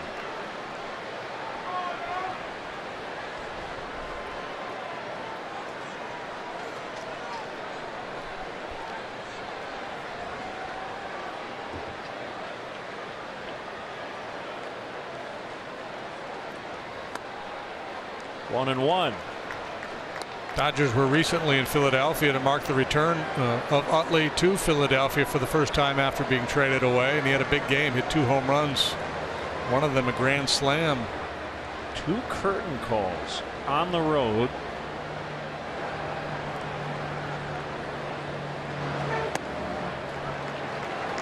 Been battling a sore left foot lately. Philly fans willing to honor their past because the present isn't really good. They're 59 and 68. The future's looking up though. They got some good young players in their system.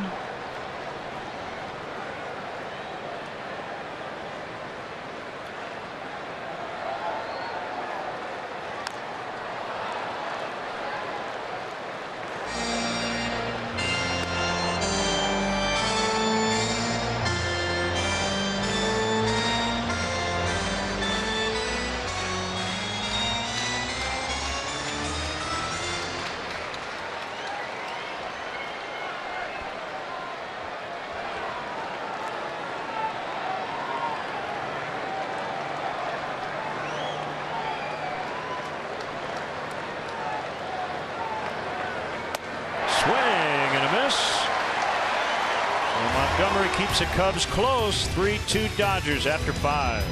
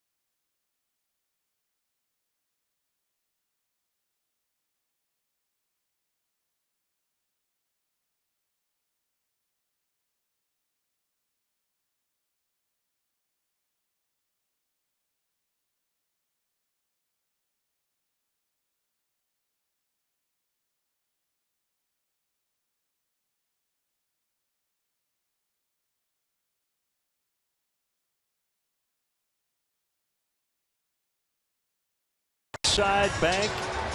It's about time. Pedro Baez, right-hander, on for the Dodgers. So they get exactly 5 innings. They've been averaging under 5 innings a start here in the second half, but Norris went 5, gave up 2 runs on 3 hits. Baez, a hard-throwing right-hander, on for the 60th time. And you see he's been tough to hit. 41 hits in 60 innings, so 190 batting average, but 11 home runs. That gets your attention, doesn't it? 16 walks, 66 punch-outs. Can go upper 90s in terms of his fastball velocity, and then he'll mix in sliders and change-ups. Former position player.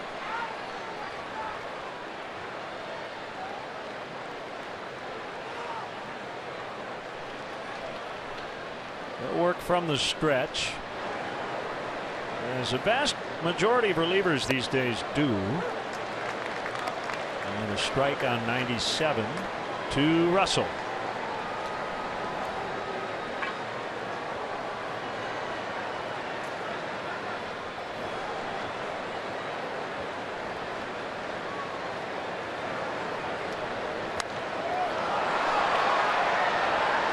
Called out of play.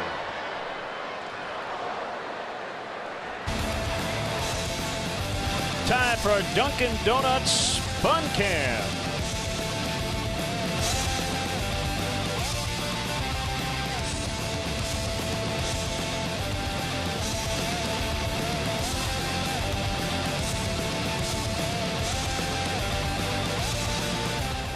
A lot of celebrities in the house, including that luxury suite we were showing you.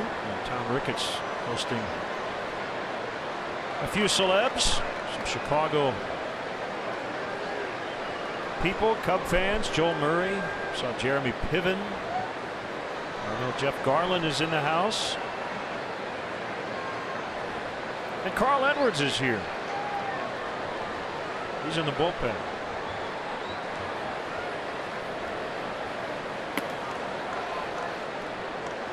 Bob Odenkirk, Bill Peterson, Joe Montana, Bonnie Hunt, swing and a miss, strike 3.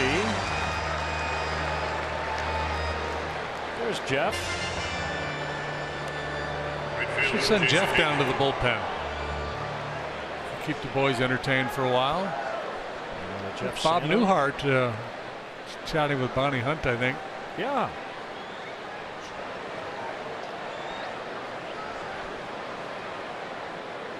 Bob Newhart. I think that's Bonnie with her back to us. Yeah, one that says Hunt on her jersey. Probably her. Hayward fouls out of play.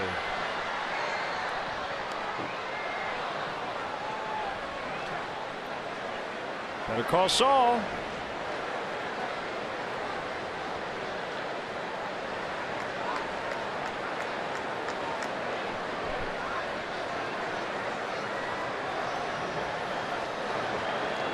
Baez spent the first 6 years of his career as an infielder, primarily third baseman.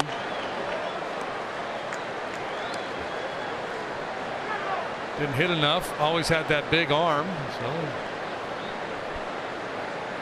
turned him into a pitcher.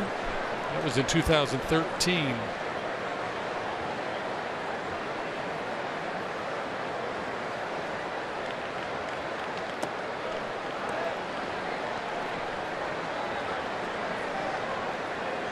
Funny though, I'm reading their media guide here, and twice he was in the Futures game as a position player. The Southern League All-Star as a third baseman. Must have just hit the wall offensively.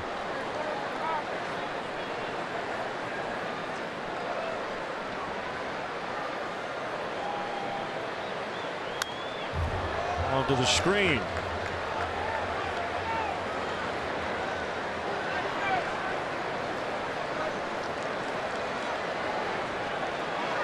Saw Ron Say on the field before the game.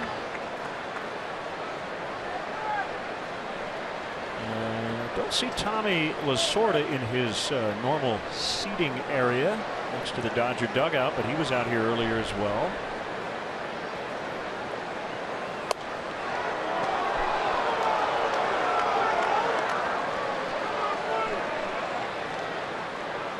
3-2 the count on Hayward.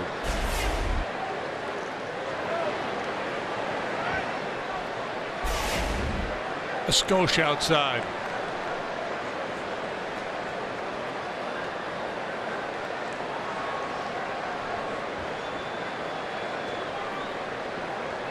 Our closer, Kenley Jansen, one of the best in the business. He too a former position player.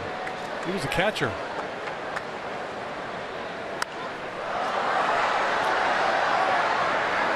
In the old days, that might have been an out, but not anymore. Provided those premium seats right behind the plate. Hey fans, when you think mortgage in Chicago, think eClick Lending. Whether looking to purchase or refi, never pay lender fees at eClick Lending.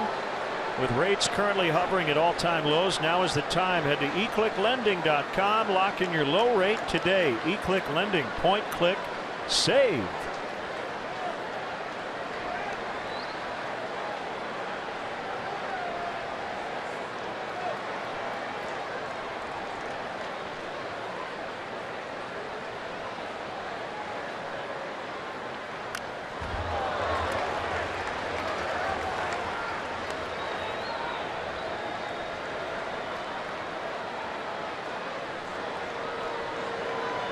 Soler on deck.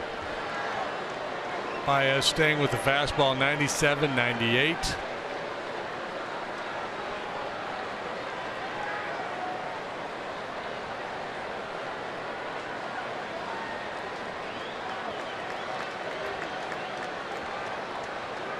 Definitely not in a hurry. Takes his time between pitches. And we'll have another 3-2 coming up.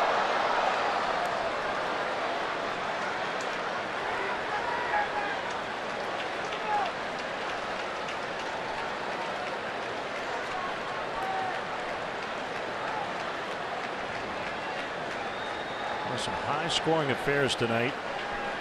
Yankees 14-4 over the Orioles, a final. Blue Jays beat the Twins 15-8. Indians 12-1 winners in Texas.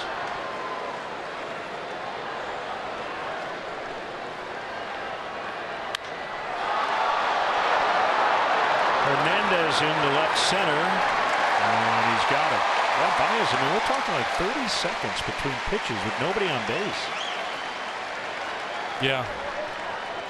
Need to put the clock on him. Assess him a one-stroke penalty.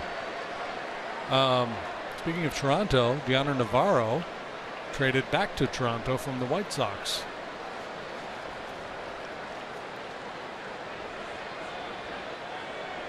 Likely will take over as their backup.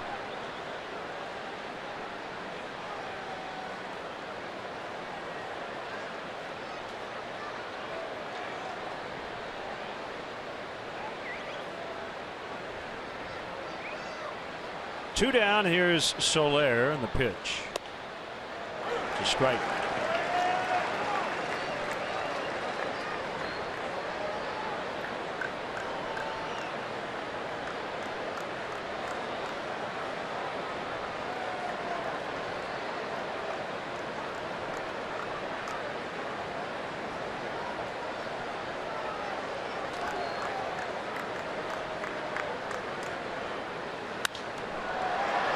Way up in the air on the infield, and it's Seager, the shortstop, and that will end the inning. Some night moves from the shortstop.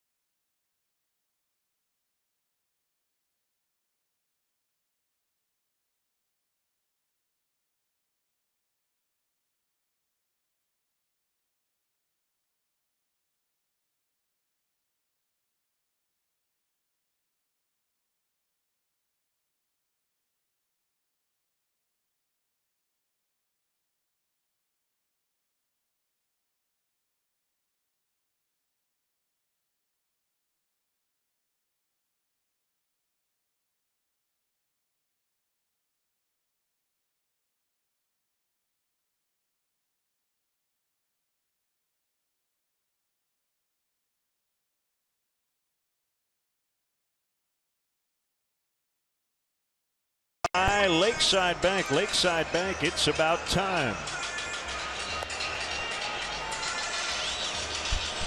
Carl Edwards Jr. The lanky right-hander on for the bottom of the 6th. 1-1, 3.52 the ERA. 23rd appearance for Carl. Opposing batters hitting 120 against him. Basically has had one disastrous outing and everything else pretty darn good. Got a pinch hitter here. Andrew Tolles from the left side. He bats for Baez and takes it inside, ball 1.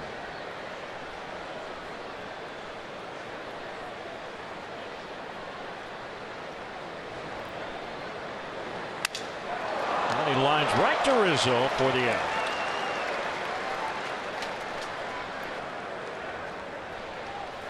The Keller Graduate School of Management statistic of the game. Cub relievers have thrown 358 2/3 while making it 359 now. Fewest in the National League. Starters have been so good, pitching so many innings, have taken a lot of heat off that bullpen.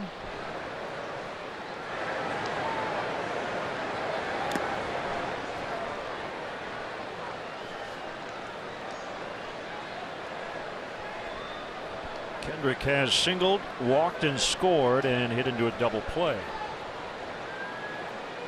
On which Dodgers' 3rd run scored. Mike Montgomery tonight, 5 innings, 6 hits, 3 runs. They were earned. He walked 4, struck out 5. 91 pitches, 49 for strikes. Kendrick began the year on the DL. It's just 7 games. Strained left calf. Joe Blanton, veteran right-hander.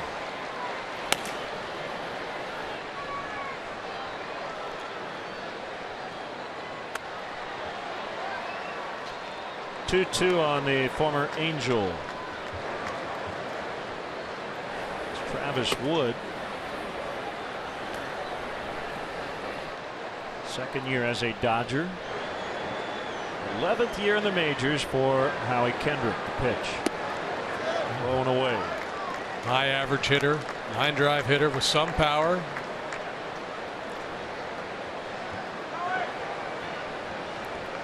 If I recall correctly, early in the year when we saw the Dodgers, he was really scuffling.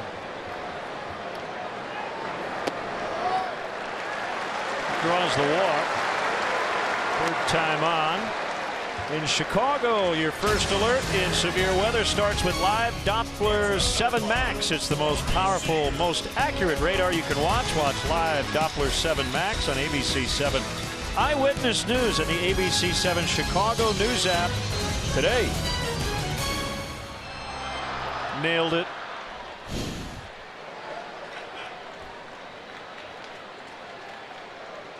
There's Seager. He's doubled twice and struck out. Got to hit that stinger.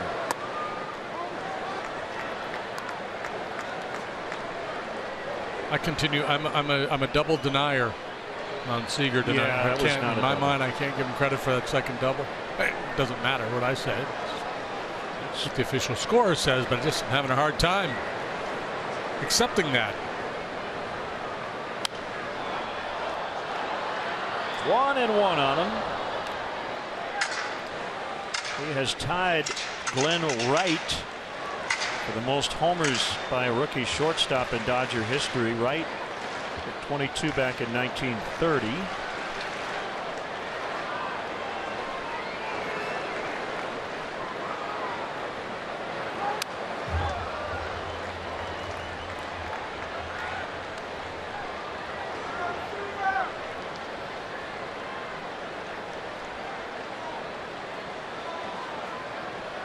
Decent chance Seager will set LA Dodger rookie records in a few categories.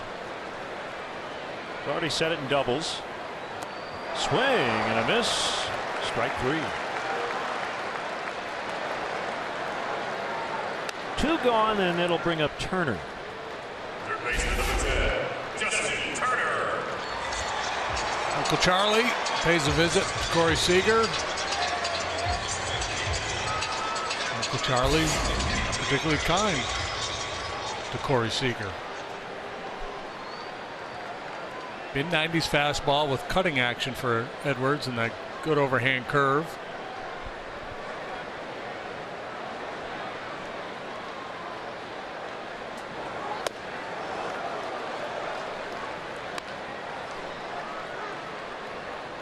One strike on him.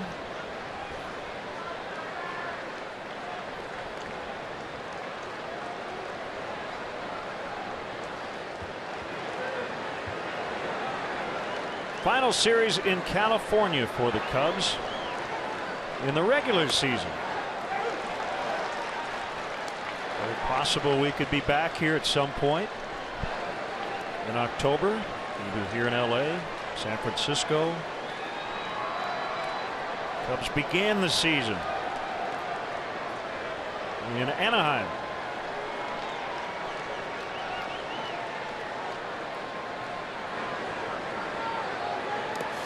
That gets away. Kendrick to second on a wild pitch.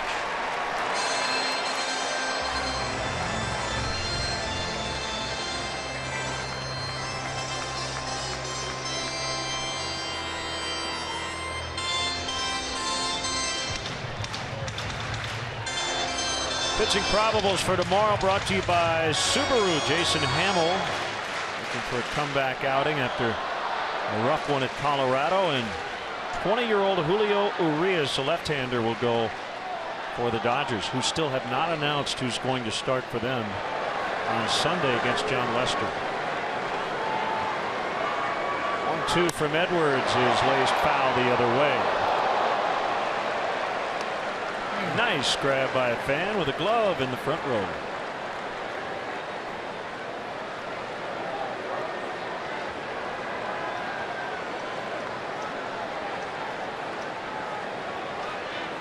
The other comp for Turner, Daniel Murphy. Good player who kind of taken it to the next level at a later stage of his career. Swing and a miss. Edwards with a scoreless sixth with a couple of strikeouts to boot.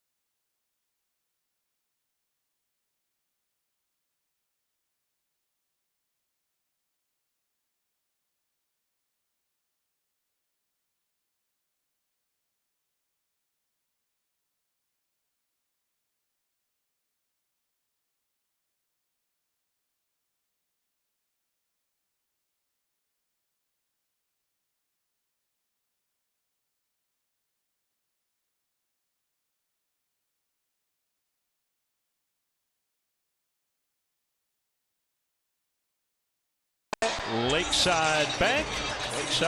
It's about time. The veteran right-hander Joe Blanton will be next for the Dodgers. And Blanton having a nice year, 4-2 with a .233 earned run average.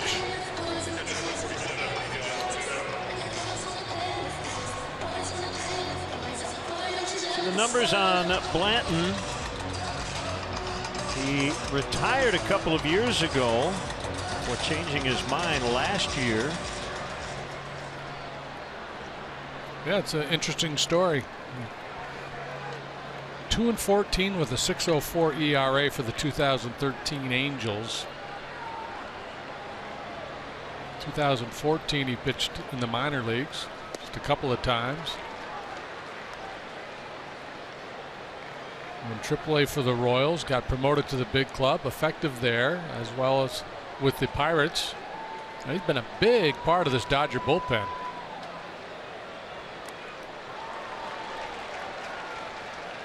Two strikes on Montero, who has walked twice. Matt Caesar is on deck. Second go around with the Dodgers. He made 10 starts in 2012.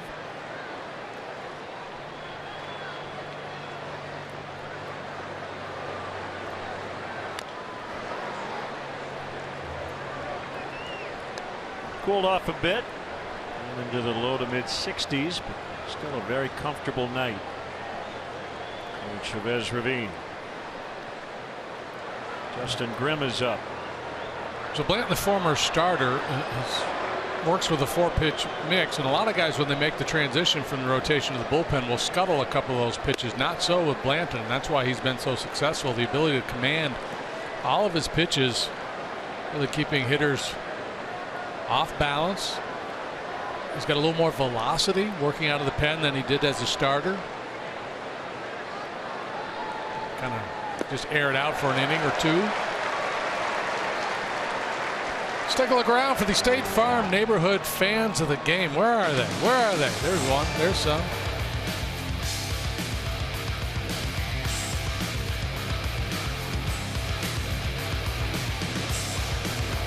Pitch hitter number 20, Matt Caesar. Here comes the pinch hitter of the game.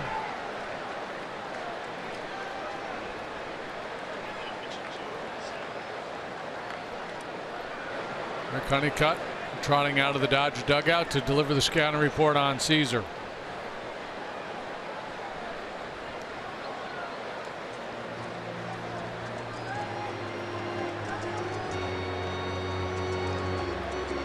Did you see the movie Hail, Caesar? No. George Clooney. It's a little disappointing. Could have been better. Had some moments though. I heard mixed reviews.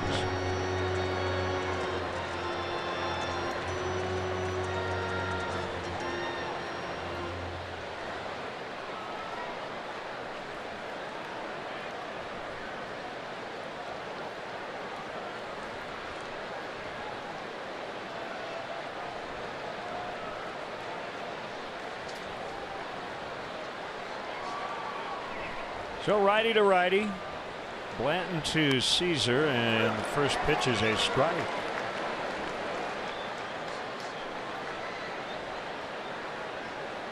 Good sharp curveball that Blanton features. Throwing it more now than he ever has. Shallow right, Utley's got it. He was emphatically waving off Reddick to avoid a collision out there. Download the ABC 7 Chicago News app. You'll get breaking news, local headlines, plus live Doppler 7 Max, Chicago's most accurate radar in severe weather. The ABC 7 Chicago News app. Download it today. Come on. I mean, I'm 2 for 2. You're natural. You don't hit it right on the button. You kind of just leave about a second and a half for the da-da-da-da-da-da. You've been practicing at home.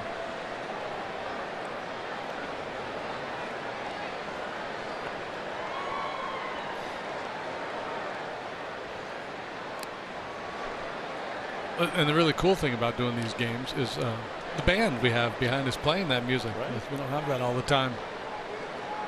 The horn section.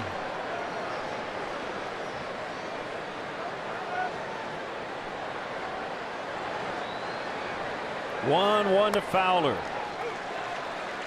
Well, Blanton's stuff pretty crispy, as Joe Madden might say. Yeah, you know, he's never been a real hard thrower, you know, but the action on the curveball, somebody just had the ability to spin the ball. Real tight spin on that curveball. Very difficult for the hitters to pick that up early.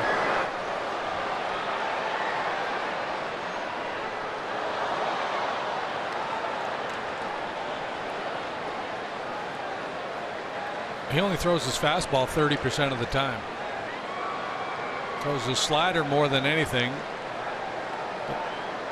Uses the curveball plenty and the changeup as well. So it's, again, normally reliever comes into the game, you check in with John Maley. Okay, what am I going to see from this guy? Yeah, you're going to see 95, the occasional slider.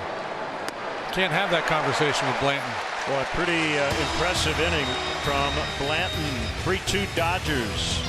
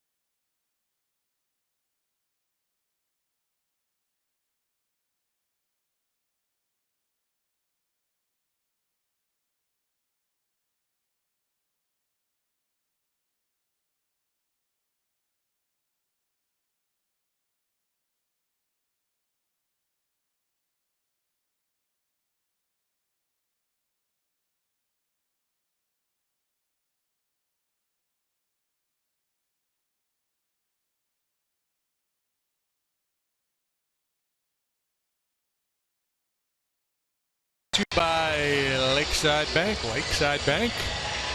It's about time. Next man out of the chute for the Cubs, right-hander Justin Grimm. He's 1-0. He's pitched to a 3.98 ERA. He's been good for an extended period of time now. No runs, just 6 hits in his last 18 outings. That covers 14 innings of work.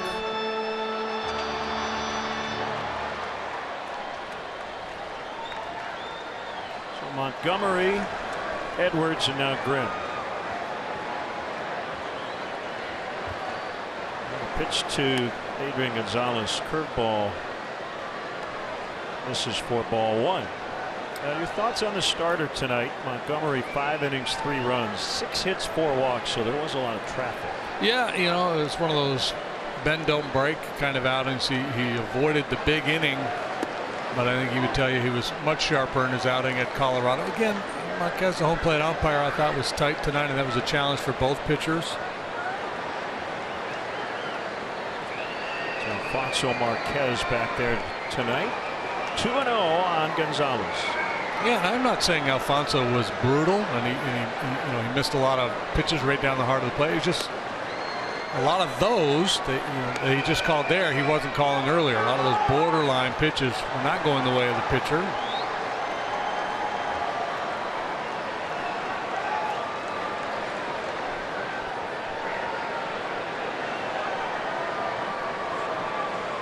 Two-one from Grimm. Now 3-1.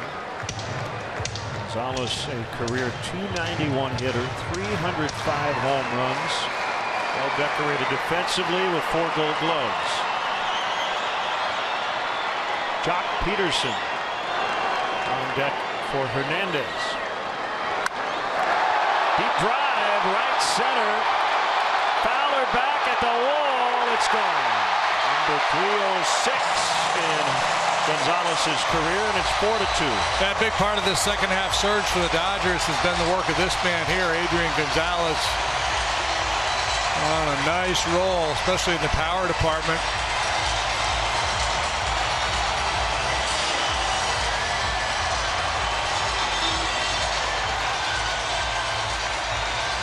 Dodgers as a team up over 270 since the All-Star break in terms of batting average. This is the Mercedes-Benz drive of the game. Bottom half of the seventh, and a very important run with one big swing of the bat by Adrian Gonzalez.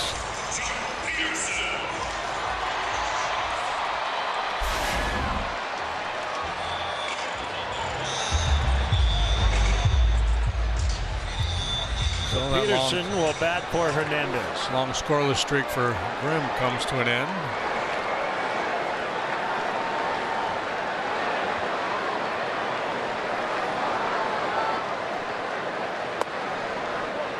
Curve outside for a ball.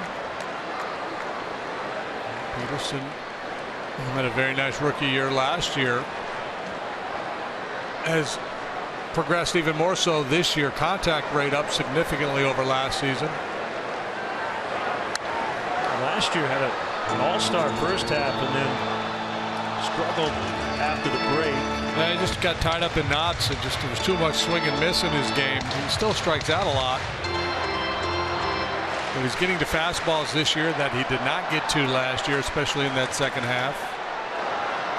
It's the first run allowed by Justin Grimm in his last 19 appearances. And a scoreless streak that was at 14 innings over that time period comes to an end. First homer allowed since June 6th. So he had made 28 consecutive appearances without a home run before tonight. That one into the right field corner and foul. And we look at the overall numbers on Justin. One of the issues for him this year, he has not been able to neutralize left-handed batters like he has in the past.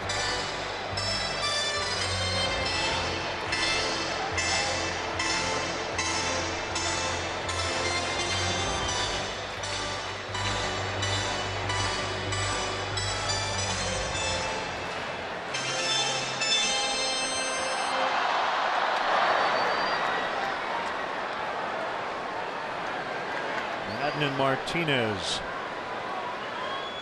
watching from the Cub dugout. 4-2 LA, bottom 7.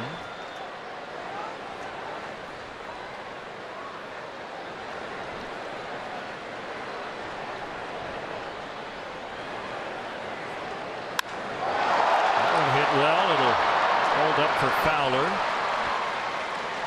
So Peterson lines out, and our Reynolds wrap-up report looks like this. 3 of the 4 Dodger runs scoring on groundouts, 1 on a double play ball. Corey Seager has been red hot at the plate, and that has continued tonight. And the line on the starter, Mike Montgomery. 2 of those 4 walks were leadoff walks, and they both came around to score.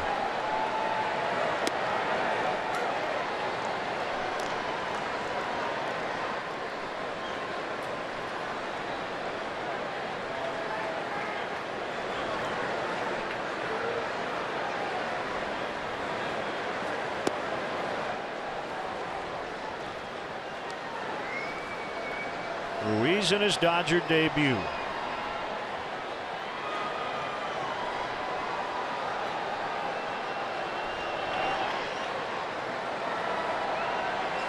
Grimm's 1-1. 2 bouncer to the shortstop Russell.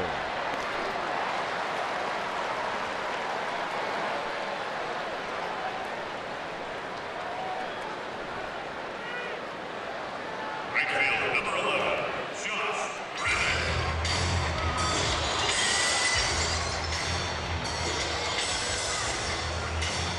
Tough night for Reddick. He hit a ball hard his first time up, but it was knocked down by pitcher Montgomery. He has struck out with runners on base both times since.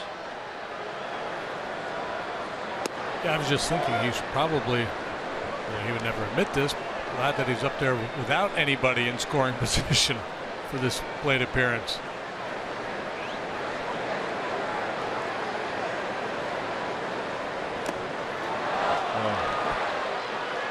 That's a swing of a man tied up.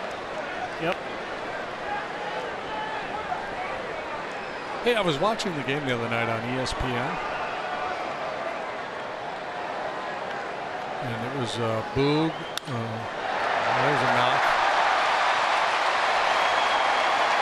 You know, guys, they hear the fans. They might say they don't, but they do. When you get boo birds, then you get a hit, and you hear the sarcastic cheer. Yeah.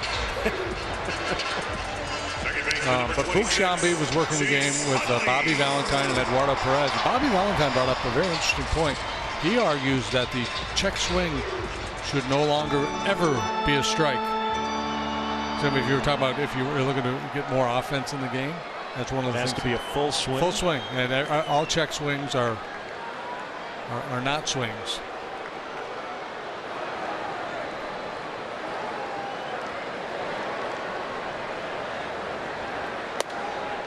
What do you think of that idea? I don't know how much it would impact the game, but it's a play with it in the minor leagues. See what it looks like.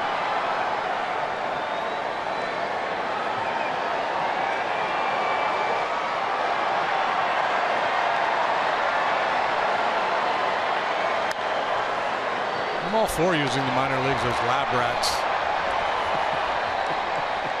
Somebody's got an idea, sounds good. Yeah, let's see how it looks down there in A-ball.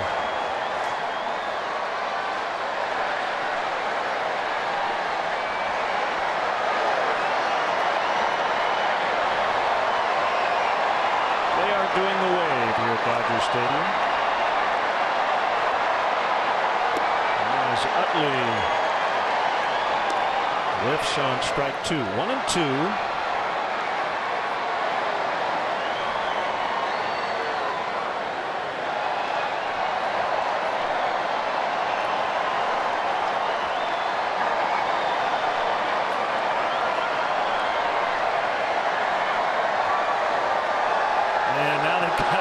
How about that? And the Bluebirds will probably be out again as the inning comes to an end.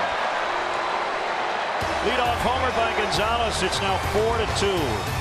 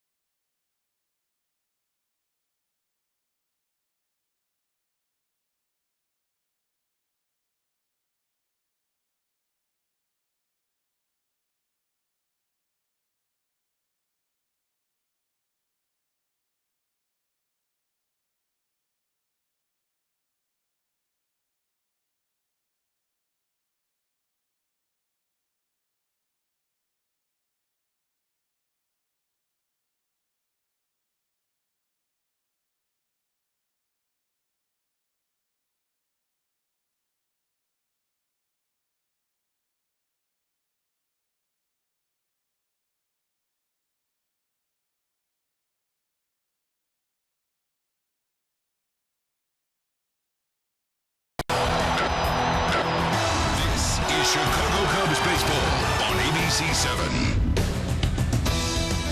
They drive really fast here in Los Angeles.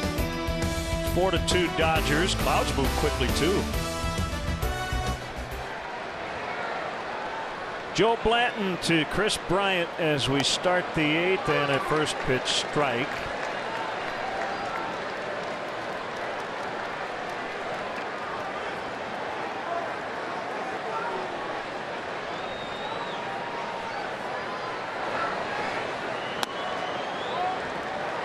Time for the Keller Graduate School of Management. League leaders, home runs, National League. Chris Bryant just one off the pace set by Nolan Arenado. These Rockies lost in D.C. tonight, 8-5. Gio Gonzalez got his 100th career win. Daniel Murphy got his 500th career RBI. Bryant in the air, deep center, and it will go. 4-3. Change that leaderboard. Take that, Mr. Arenado.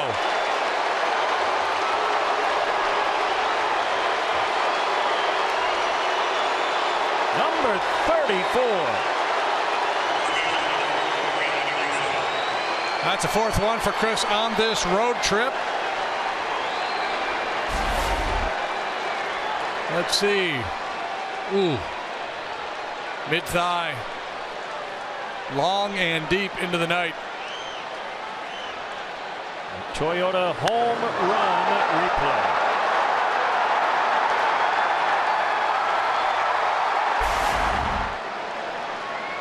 So now one swing ball game, and Rizzo is trying to tie it on that cut when he could not find the slider.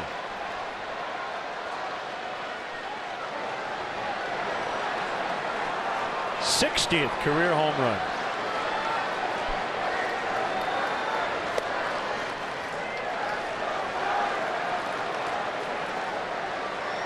It's like he has some sort of ESP or something.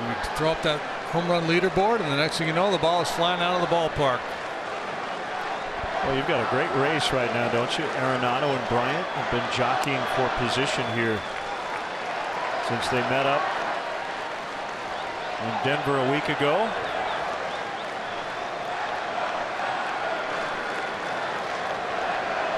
It's got the Cub fans in the ballpark stirred up. Hit hard. That's Turner, the third baseman, in the shift.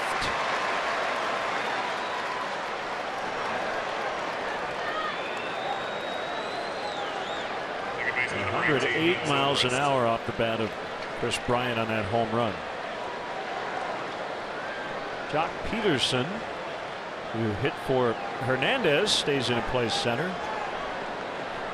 It was Peterson who was admiring possibly that Bryant home run. Zobrist to center, and Peterson will have room to catch this one. Looks like his hat's not all the way Yeah, on. he got the hat tipped back, blowing bubbles. He's having a big time out there tonight.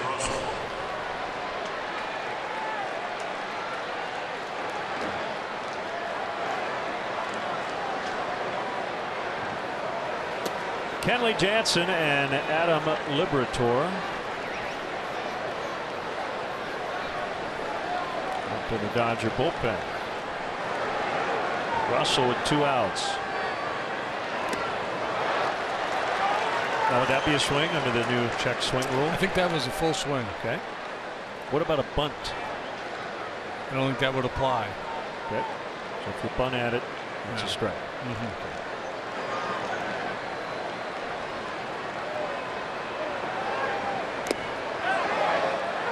They wouldn't even appeal. They wouldn't even appeal. They wouldn't even ask. It would just be a no swing rule. No swing. And the Bobby V rule.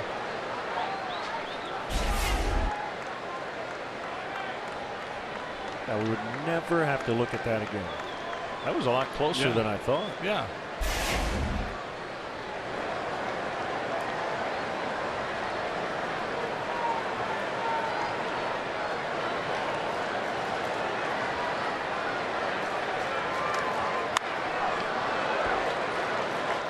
I'd be in favor of having like a tally somewhere in the ballpark, and you get so many, like you check your swing, a little slash goes up, and if you check it again, then it's a strike.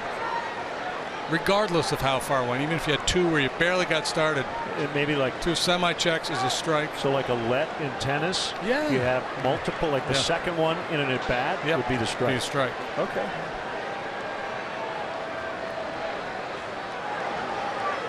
And would the threshold for the check swing be the same as now, or just any sort of any sort of movement toward the pitch? Even the ones that now we go, yeah, he clearly checked, but he started. So 2 of those would equal a strike.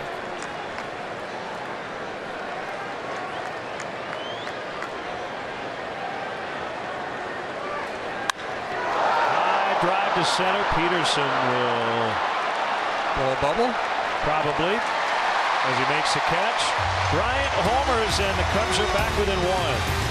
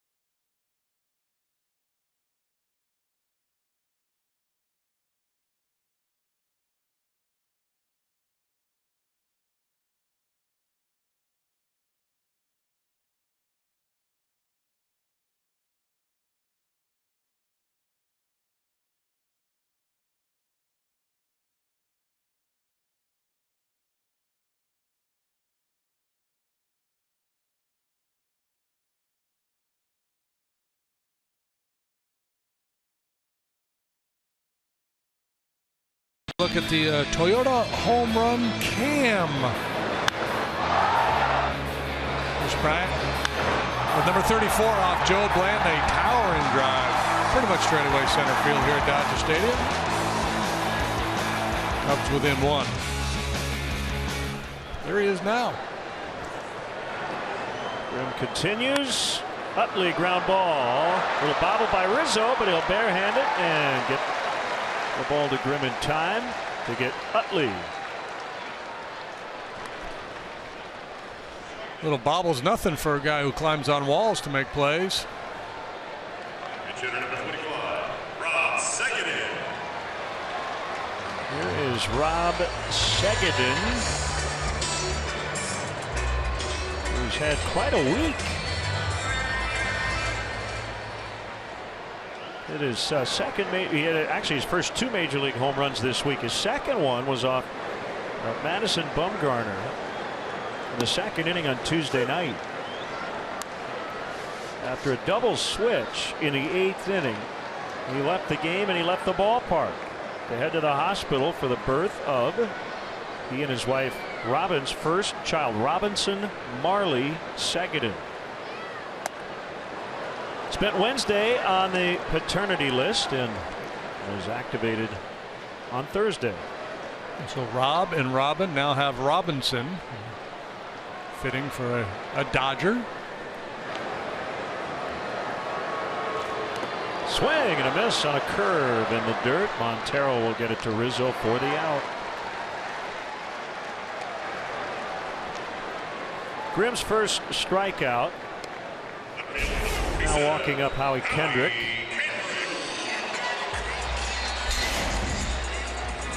Grimm and Blanton, we got two pretty good curveballers out there tonight.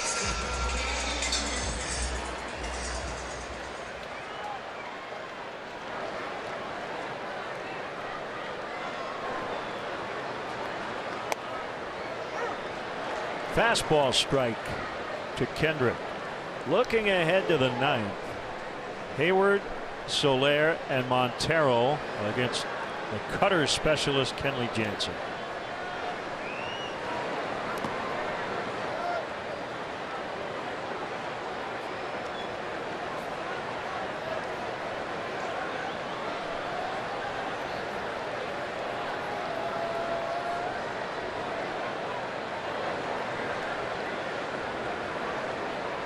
Another converted position player, Kenley Jansen. But first things first, Boone's got to get out of this 8th inning. Trying to keep this a 1-run ball game.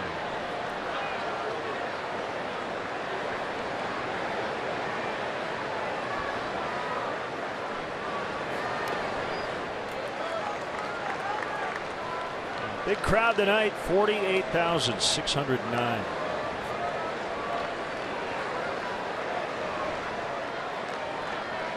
Fireworks night. They had a Beatles tribute band, the Fab Four. Yeah, they were really good. I thought that was trademarked. Apparently not. Well, they could just grab that name. They were good. Called strike 3. 9th inning around the corner. 4-3 Dodgers.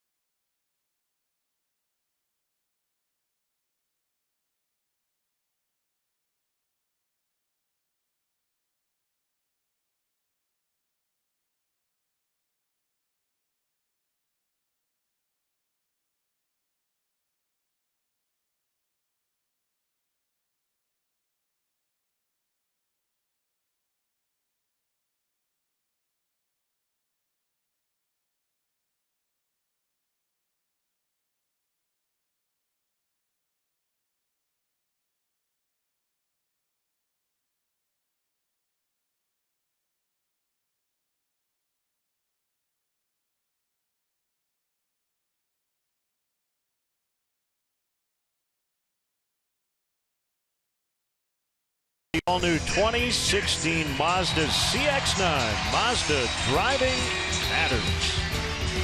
Kenley Jansen looking for his 38th save of the year. Yeah, the big man relies heavily on that cut fastball, as Len mentioned. 3-2 with a 1.86 ERA, 37 saves. He has failed to convert on 5 occasions. Tough to hit, batting average of 153 against him, and the strikeout to walk ratio is quite impressive. 28 years of age, big dude, 6'5", 265. Former catcher. Looks like to run him over on a play at the plate. Guessing you wouldn't. You'd run into him.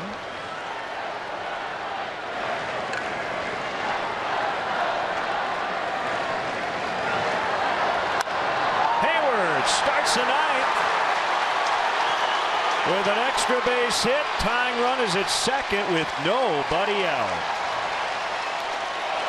You can count on seeing that cut fastball. He throws it over 90% of the time. So if he doesn't get it in his spot, you can get to him. Usually more effective when that ball's up and in a little bit on the hands, especially against a guy like Hayward. But Jason, he got it ready early and was able to get to it.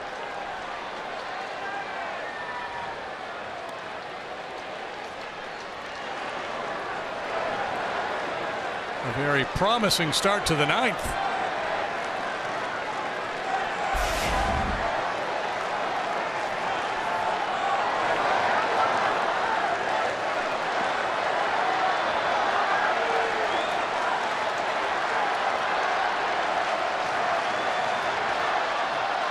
Three shots added here.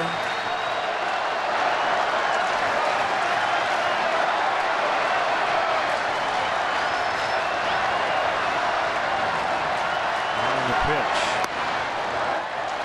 Low. Ball one. Not only was Jansen a catcher, but a switch hitting catcher. Curacao.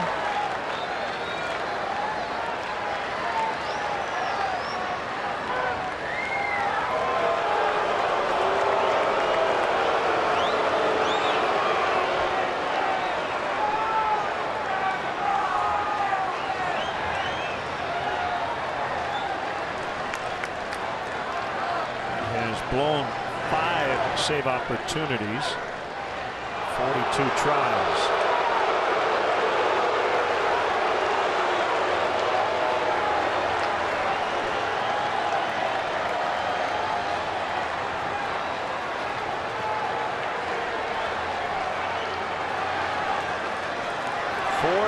Ball game, ninth inning.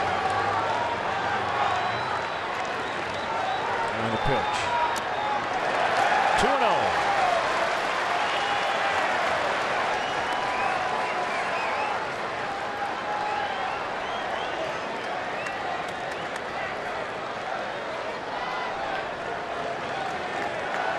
Jansen much more of a fly ball pitcher than a ground ball guy.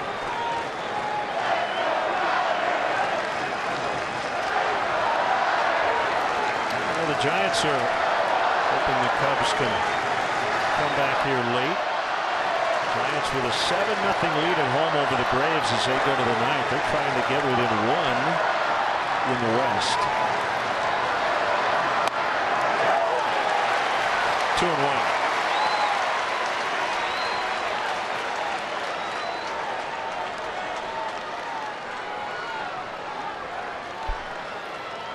Montero on deck.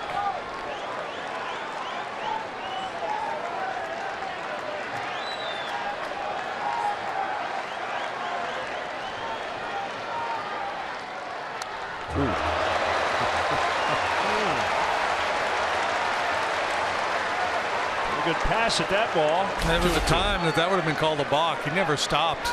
Didn't look like it. Never see that called anymore. Oldest Chapman, in case the Cubs tie or take the lead. We're talking about Baez slowing it down with men on base. Yeah. Ooh, Jansen.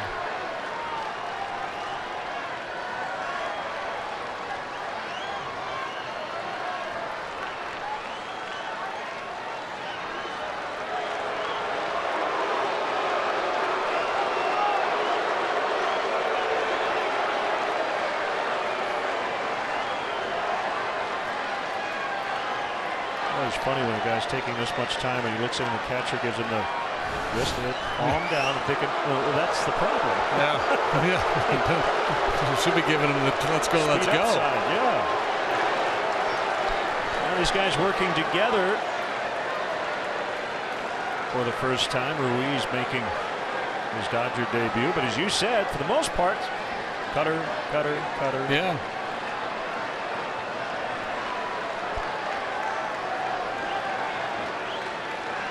Sometimes he'll get on top of it, throw more of a slider.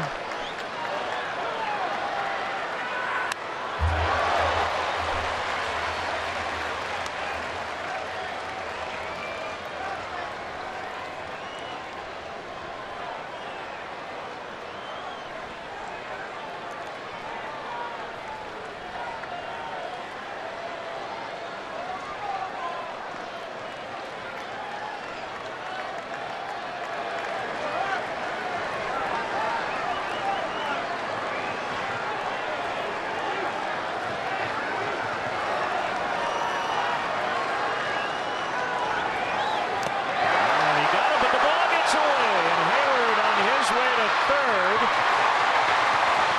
So it ends up being, in a way, a productive strikeout. Tying run now 90 feet away with 1 out, and Miguel Montero coming up. Yeah, absolutely.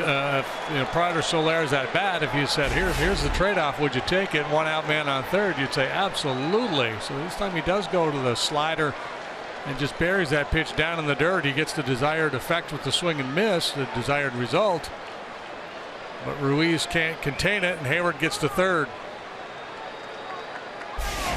Take it with a grain of salt, because not all of his appearances were against this particular core group, but 16 career appearances for Jansen. He has given up 1 run against the Cubs. Now 29 strikeouts and only 2 walks. And he has been absolutely dominating in his previous matchups. Infield in. And the ball gets away from Ruiz, and Hayward will score. We're tied. 4-4 in the ninth. And don't you know that's going to have the A.J. Ellis supporters riled up. Again, Ruiz, he's solid back there, and it's tough to catch a guy like Jansen, especially when you haven't done it in the past. And he's trying to get that cutter in, and it just backs up and sails off the tip of the glove. Hayward with the leadoff double comes home with the tying run. How about that? And you hear how they're going to score. I guess a wild pitch. There you go. 2 wild pitches in the inning, and we're tied up at 4. Montero deep left, but Kendrick for the out. 2 down. And it'll be Wilson Contreras off the bench.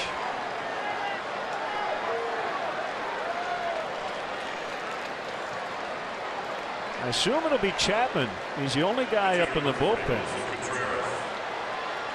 So in a tie game, Joe getting him loose, he's going to use him, even if it's still 4-4. Yeah, and they've got 2-3-4 up for the Dodgers in the ninth.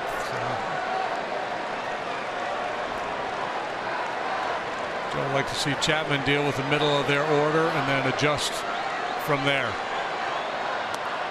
Swing and a miss. Nice work. Jason Hayward with a leadoff double. Moved to third on a wild pitch. Scored on a wild pitch.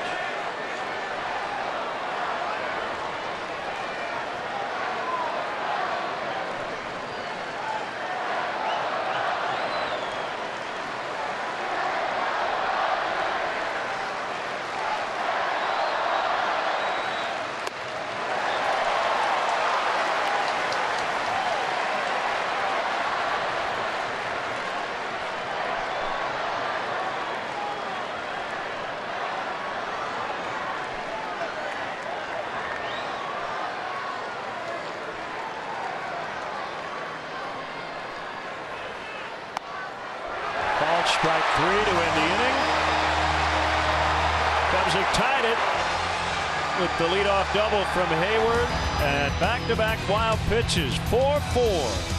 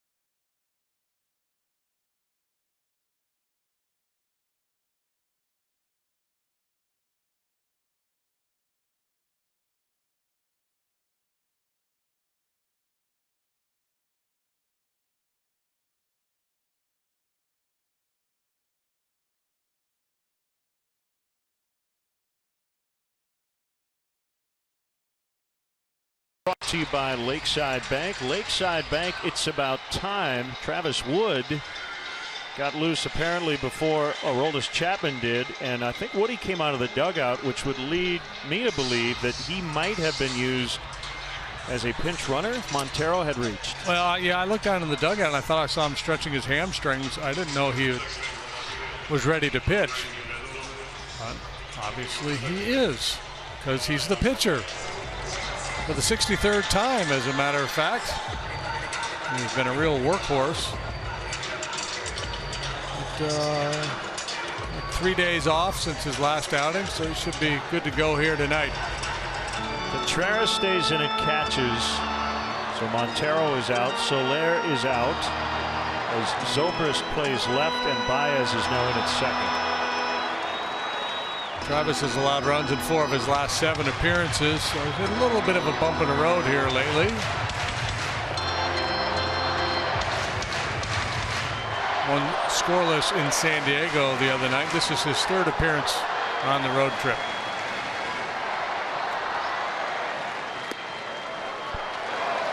As you mentioned, tough part of the order.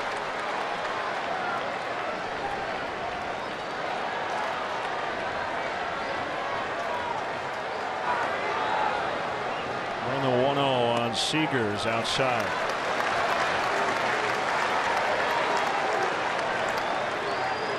Two balls, no strikes. Bottom of the ninth. 4-4 in the series opener.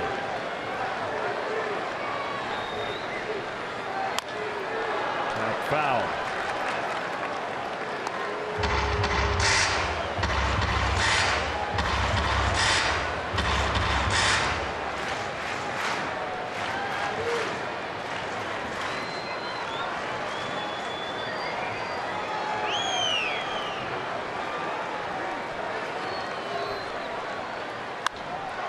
Him up, way up in the air, foul ground. It's Bryant, and Seager is out.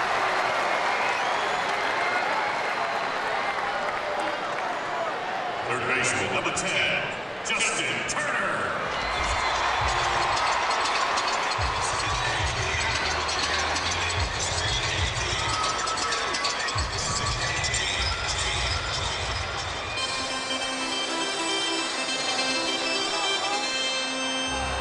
To underscore Turner's turnaround, first 5 seasons of his career at Baltimore and the Mets, he was a .260 hitter with a .684 OPS.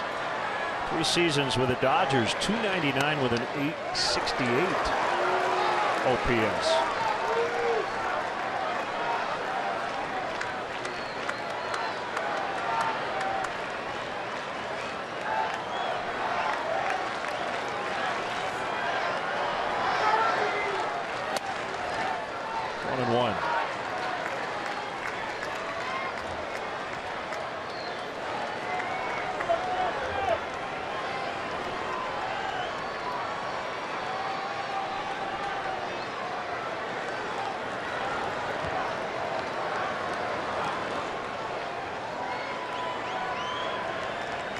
Deep down, Travis still has thoughts of being a starting pitcher again down the road, but he has become a utility pitcher slash pinch runner slash pinch hitter slash position player. Do it all. Like the Ginsu knife? Yeah. It's like a Swiss Army knife.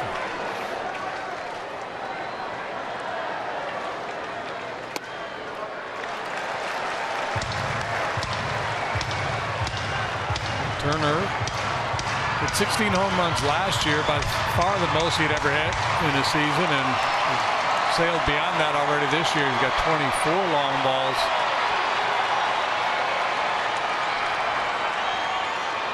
The 3-1. He was trying to end it with that swing, 3-2. Now they're hoping for extras at the corner tap in Clarksville, Iowa.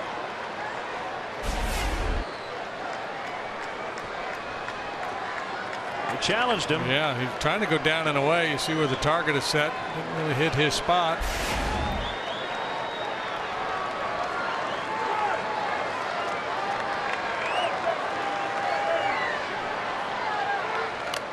he got him. 2 down. Nice comeback.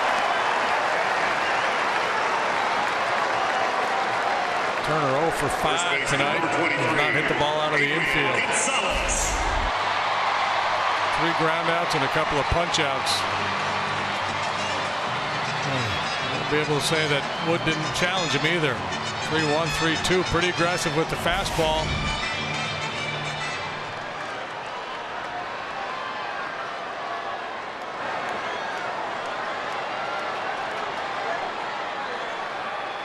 San Diego native Adrian Gonzalez. He homered his last time up. He lines to Zobrist and will head to the 10th from LA. 4-4.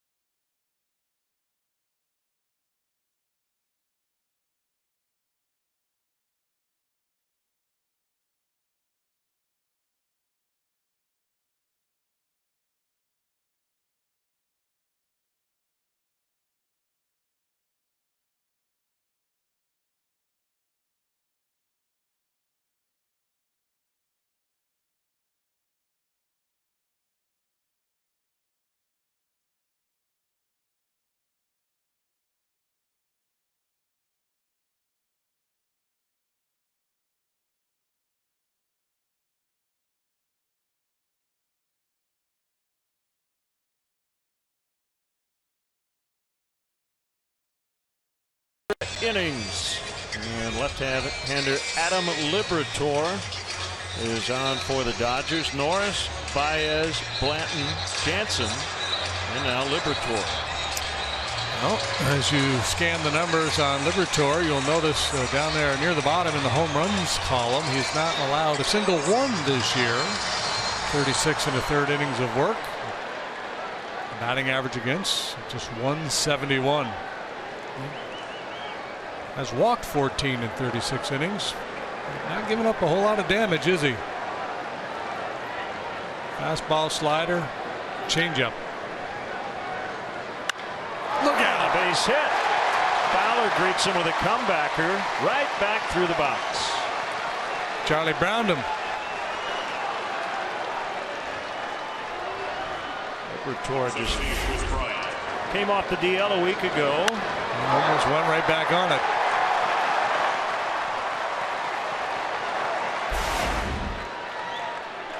Lefty had left elbow inflammation. You see what these two teams have done in extras. Chris Bryant homered in the 8th. Gonzalez holds on Fowler at first.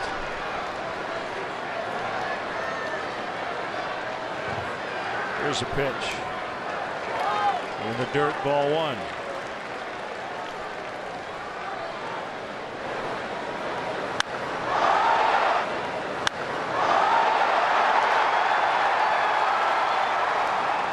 As I mentioned, Liberatore has not allowed a home run yet this year. Oh, really? Seems like sooner or later the odds would catch up with him.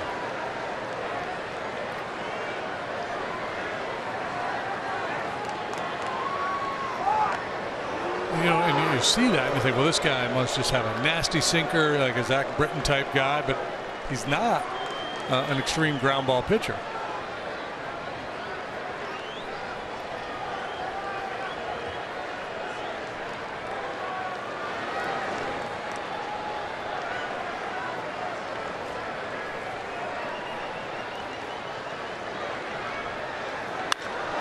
Deep drive, way back, and that baby's gone!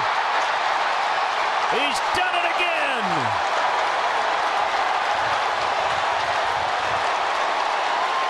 Cubs lead in the 10th. Well, there you go. You have the guy who not allowed a home run all year. It's one of the best sluggers in all of baseball, and Bryant wins the war. Wow. Back in the National League lead, all by himself in homers with his 35th. And he usually plays it pretty cool, but he is jacked up. And he's got the team lead now in RBIs. 3 tonight, 89 on the season. Wow.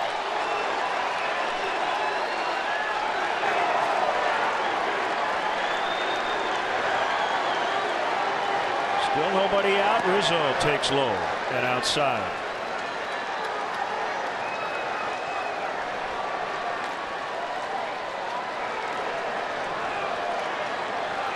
The Cardiac Cubs tonight. Coming back late. Now they have a 2-run lead in the 10th.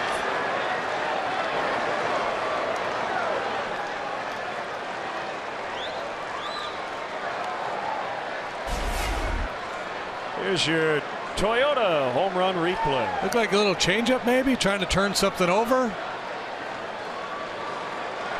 I don't know. I didn't see a velocity reading on it. I just know it went a long way.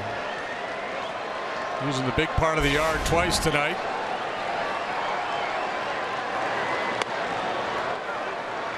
It left at 104. Not sure what it was doing when it approached home plate.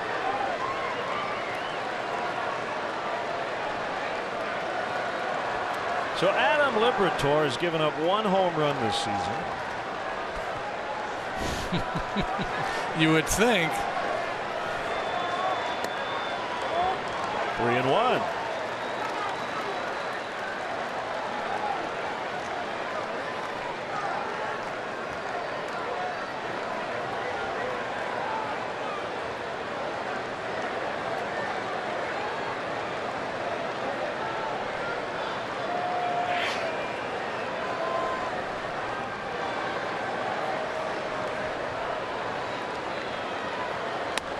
Three and two. Now it's Aroldis Chapman's game in the bottom of the 10th.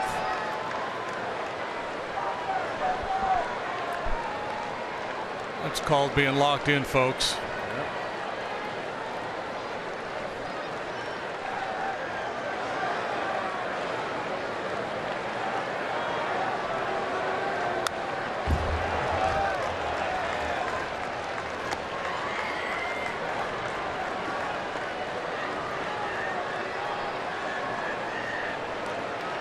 Fowler set the table. He got on. That kind of limits the options the pitcher has with Brian up there. You can't pitch too cautiously. You walk him. You move Fowler into scoring position for Rizzo. So one guy sets up the next.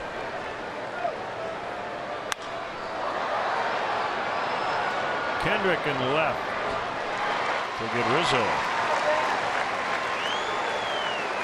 Meanwhile, back at Wayne Manor, the Giants a winner tonight. Shut out the Braves 7-0. Jeff Samardzija. Well, here's the thing. Usually around this time of the year, we talk about teams at the bottom of the standings playing spoiler. It's kind of like the Cubs now. They have such a commanding lead in their own division. That they're almost a spoiler. Yeah, so you're kind of you're seeing how they're going to influence this Western Division race with these games against the Dodgers and then the Giants coming in on the next homestand. In other words, this game matters way more to the Dodgers and the Giants than it does to the Cubs. Sure. Yeah. Absolutely.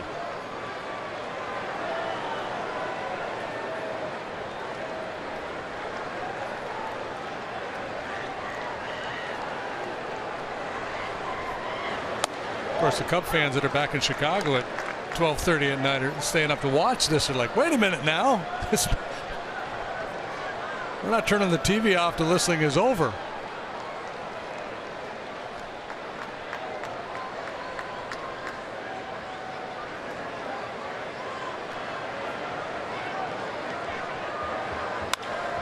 Zobrist a roller. Seager can't get it. Wouldn't have mattered if he had flagged it down.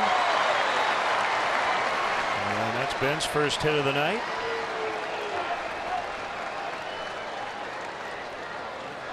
Hyundai player of the game, Chris Bryant.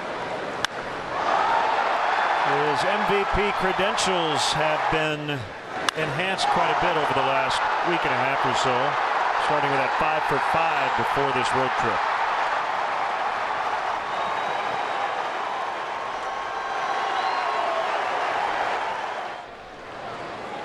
It's kind of ironic. Did you read Fangraphs today? Did you see the article on Chris?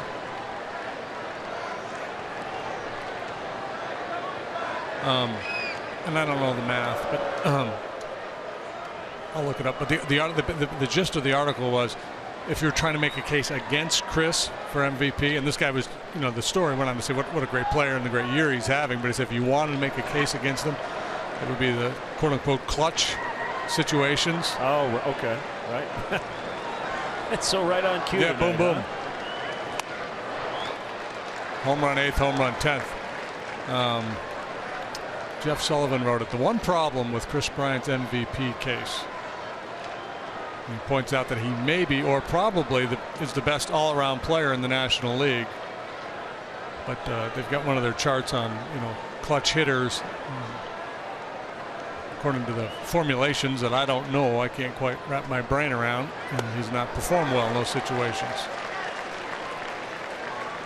I guess what I would want to know or learn is that particular category of stats a repeatable thing where year to year? No.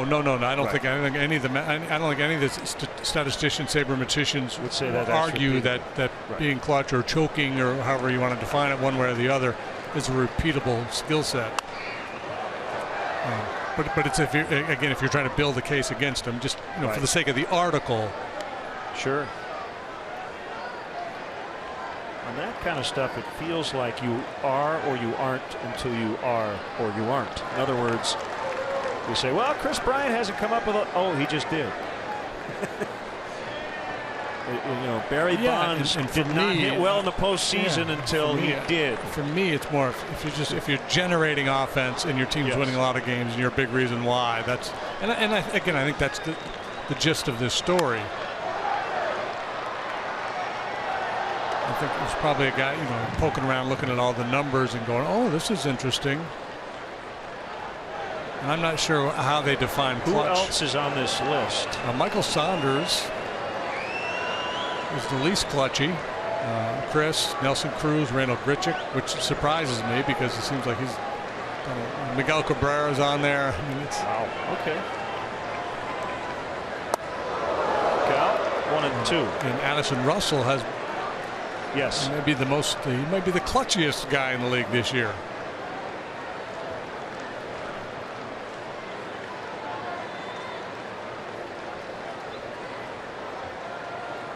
Hayward had a big hit, didn't he? Leading off the 9th with a double off Jansen and come around and score on 2 wild pitches. There goes Zobrist. Russell in the air to right center. Zobrist will retreat to first as Reddick makes the catch.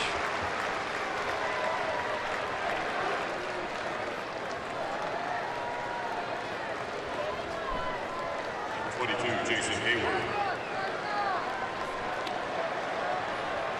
Yeah, I guess, with runners in scoring position, 7th and later, game-winning RBIs, all those types of things. When you look at what has happened in a particular year, I think it is legit to factor in those things. I think when you're evaluating a hitter in general, you got to be really careful with that stuff because For instance, Alan Craig, was it 3 years ago, hit like 460 with men in scoring position. And then what happened? Yeah, that was in the Cardinals that year. Were like historic. Were they better than 300 with runners in scoring position? But I can't remember what the number was, but it was unbelievably high. Oh, as a team, they hit like 330 or something. Is that what it was? Yeah.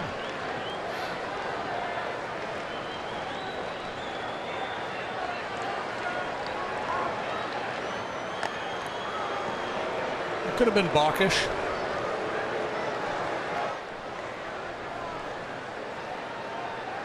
Kind of awkward looking. Looking at that foot came a little more towards home plate.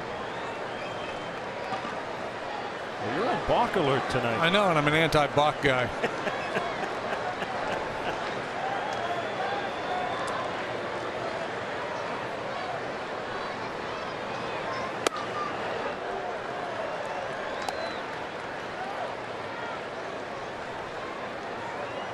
But if you were ever going to call a balk, the most legitimate balk you could call would probably be a left-handed pitcher stepping towards home plate and throwing to first base. I mean, to use a word you used earlier this inning, that would be the balkiest of moves. Yeah, just clearly trying to deceive the base runner. Off the end of the bat, this could drop, and it will.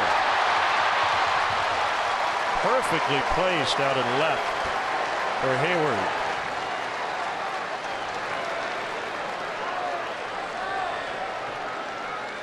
Fourth hit of the inning for the Cubs as they look to add on a little more here for Aroldis Chapman. Probably doesn't need it.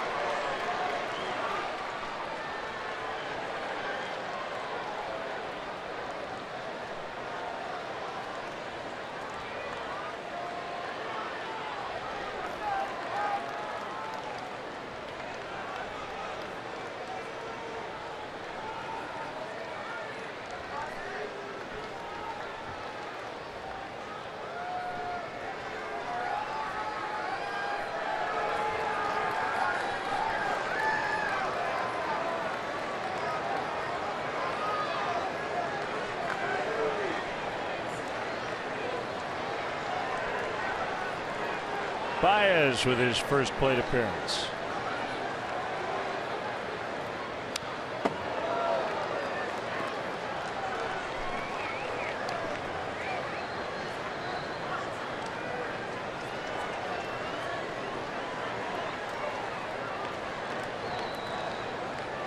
If you just joined us, welcome home. Hope you're safe. Hydrate. And Chris Bryant has hit 2 home runs since the 8th inning. Cubs were down 4-2 before he led off the 8th with a homer. Don't forget to put the pizza back in the fridge before you go to bed.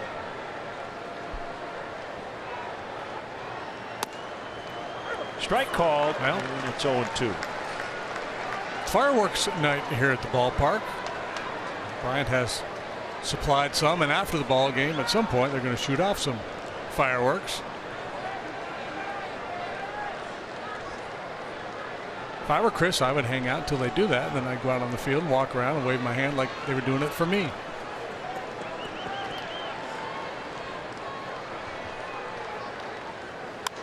Fouled back. So if the Cubs break it wide open here, there's a just in case possibility. Rob Zastryzny is up along with Chapman.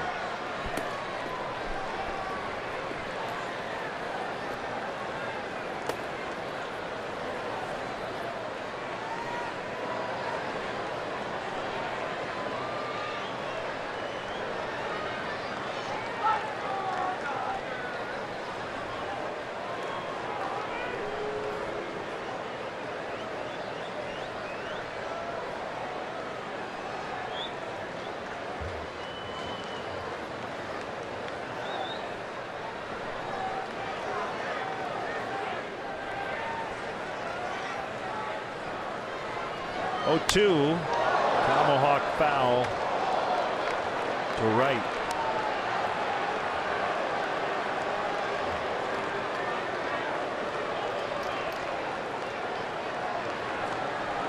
Yeah, Dude with the Bryant shirt. Made that catch.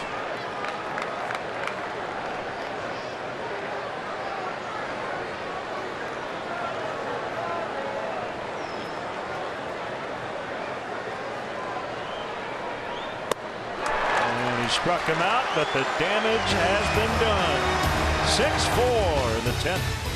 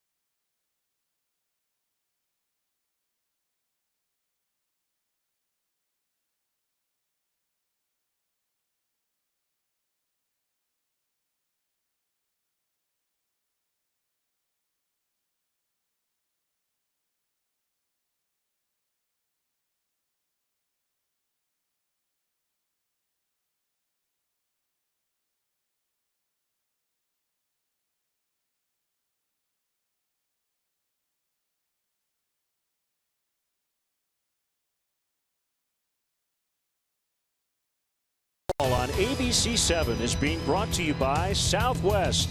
Transparency, low fares, nothing to hide. By Mercedes-Benz, the best or nothing.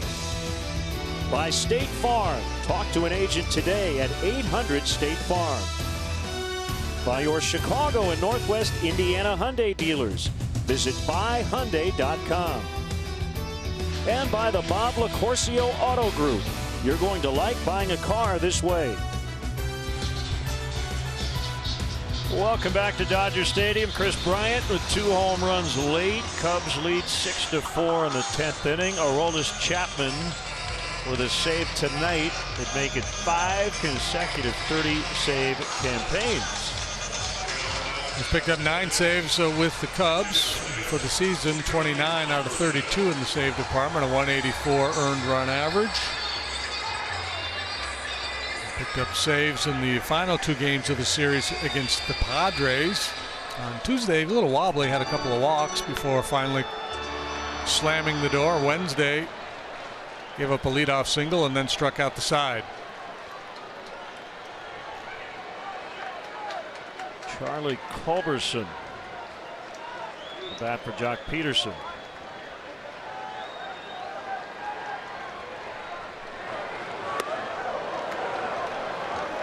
#101 on ball 1.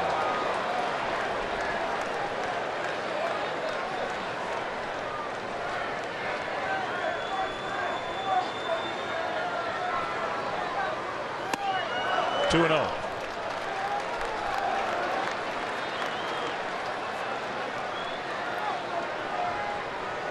Culberson will be soon taking all the way here.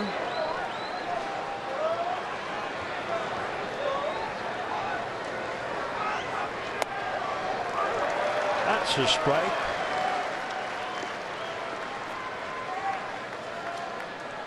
Culberson, a former Giant and Rocky.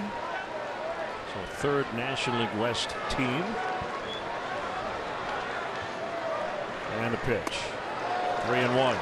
Just recalled on Tuesday from AAA. Their AAA club is in Oklahoma City. This is the 3rd time he's been up with the big club this year. .260 hitter at AAA with 4 home runs.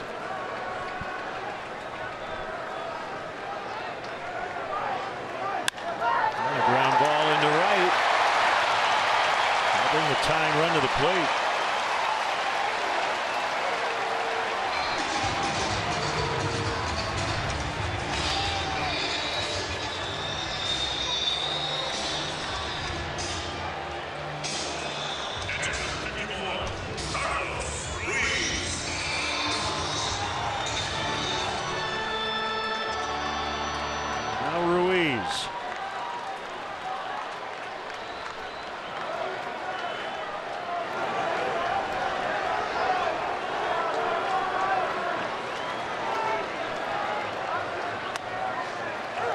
Bottom of the knees for a strike.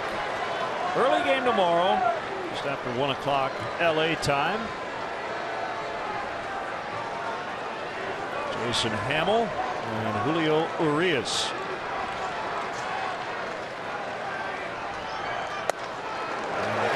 Man, that was firm.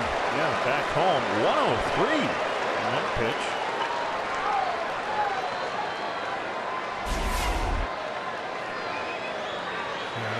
It's just a dart. 103-mile-an-hour dart. Contreras looking for a pickoff opportunity.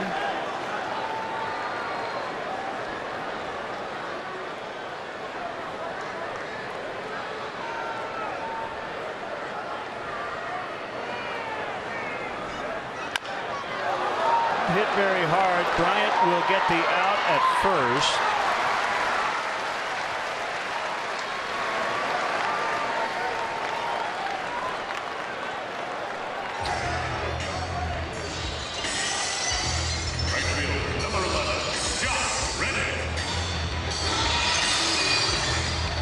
Comes Reddick, 1 for 4, and was picked off in the 7th.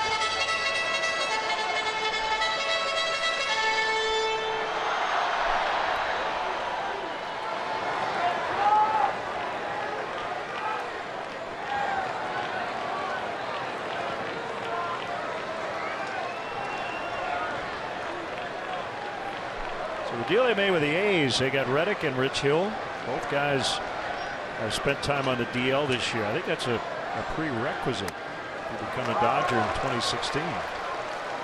Yeah, and right. Hill was dealing with the blister issue when they acquired him. He was literally on the DL when they got him. And he did what? They got him on the 17th of July, and he just made his first start here the other night. And was really good. Foul tip, 0-2. Reddick with DL time. With a fractured left thumb as an athletic earlier this season.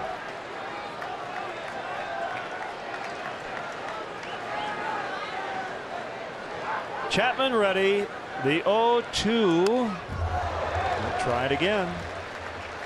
Several pitches at 103 tonight from the Cubs closer. And I remember, and I think I've told you this in the past, but when I watched Chapman, I think back to Billy Wagner's days in Houston, and scouts telling me, you know, I've got to write out a report that this kid throws 100 miles an hour, plus he's sneaky. And I think there's some deception with Chapman, too, to go along with his 103.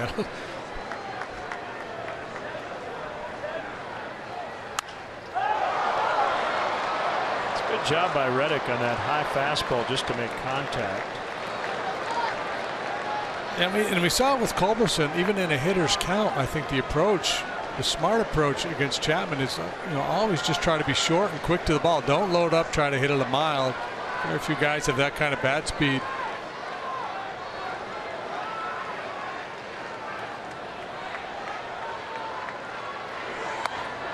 Called strike 3.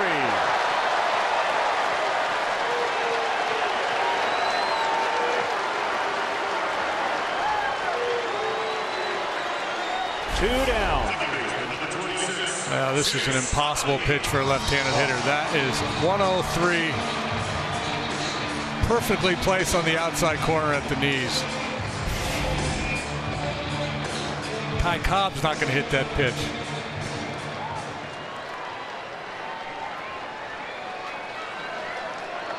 Utley with 2 gone. 10th inning, Cubs lead 6-4.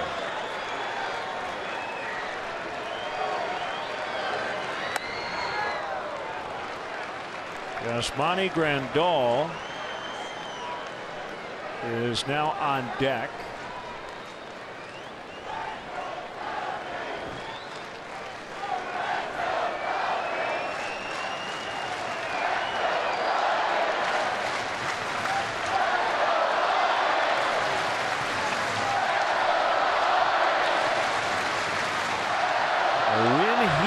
Cubs would guarantee a winning road trip and a winning season for that matter. It'll be their 82nd on the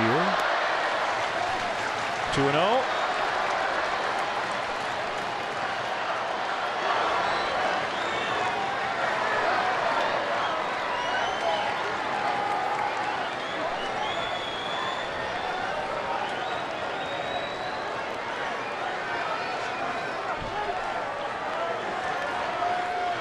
Pitch.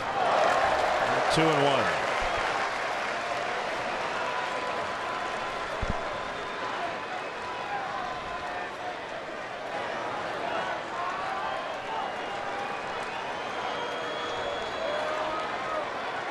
Joel Murray with the great Cubs pants. You got to go with the white shirt, right? You don't want to clash.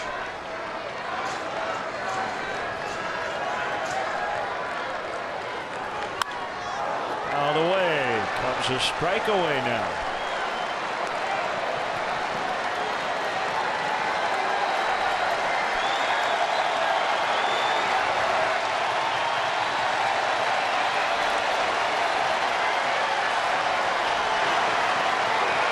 Garland on his feet. Yeah, there are a lot of Cub fans here.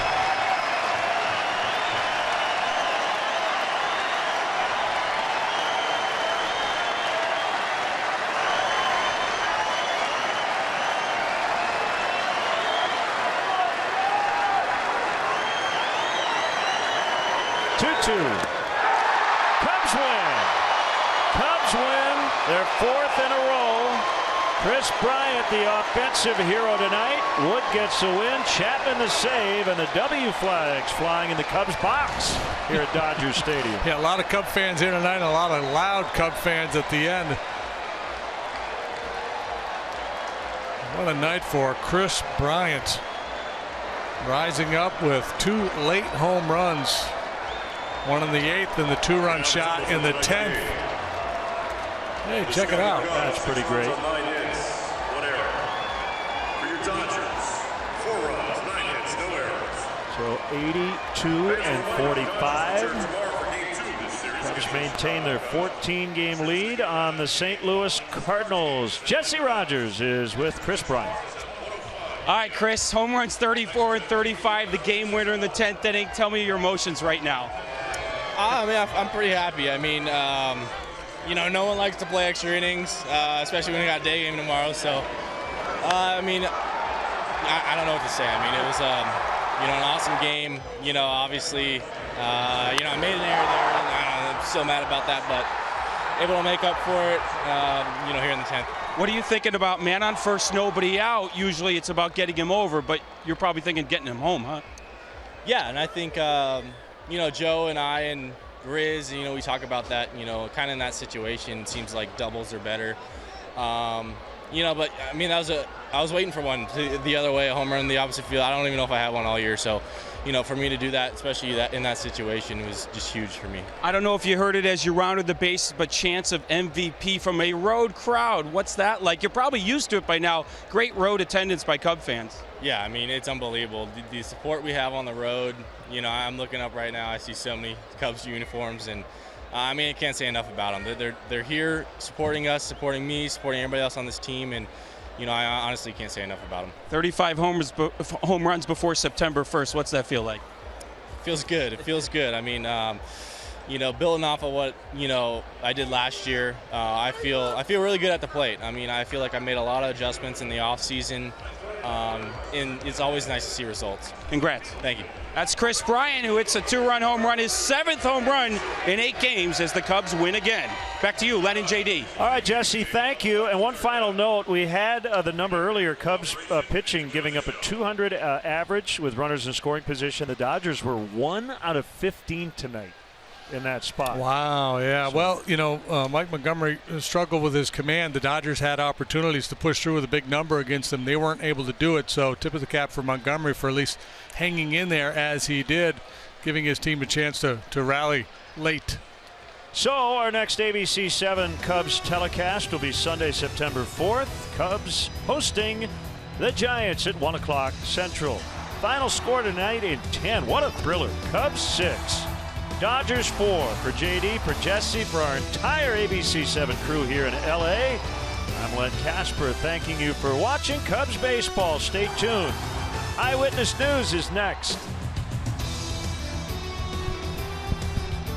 Chicago Cubs baseball on ABC 7 is being brought to you by Keller Graduate School of Management. Learn loud. By Xfinity. Xfinity X1 will change the way you experience TV.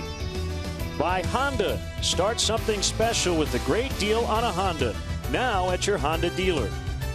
And by State Farm. Talk to an agent today at 800 State Farm.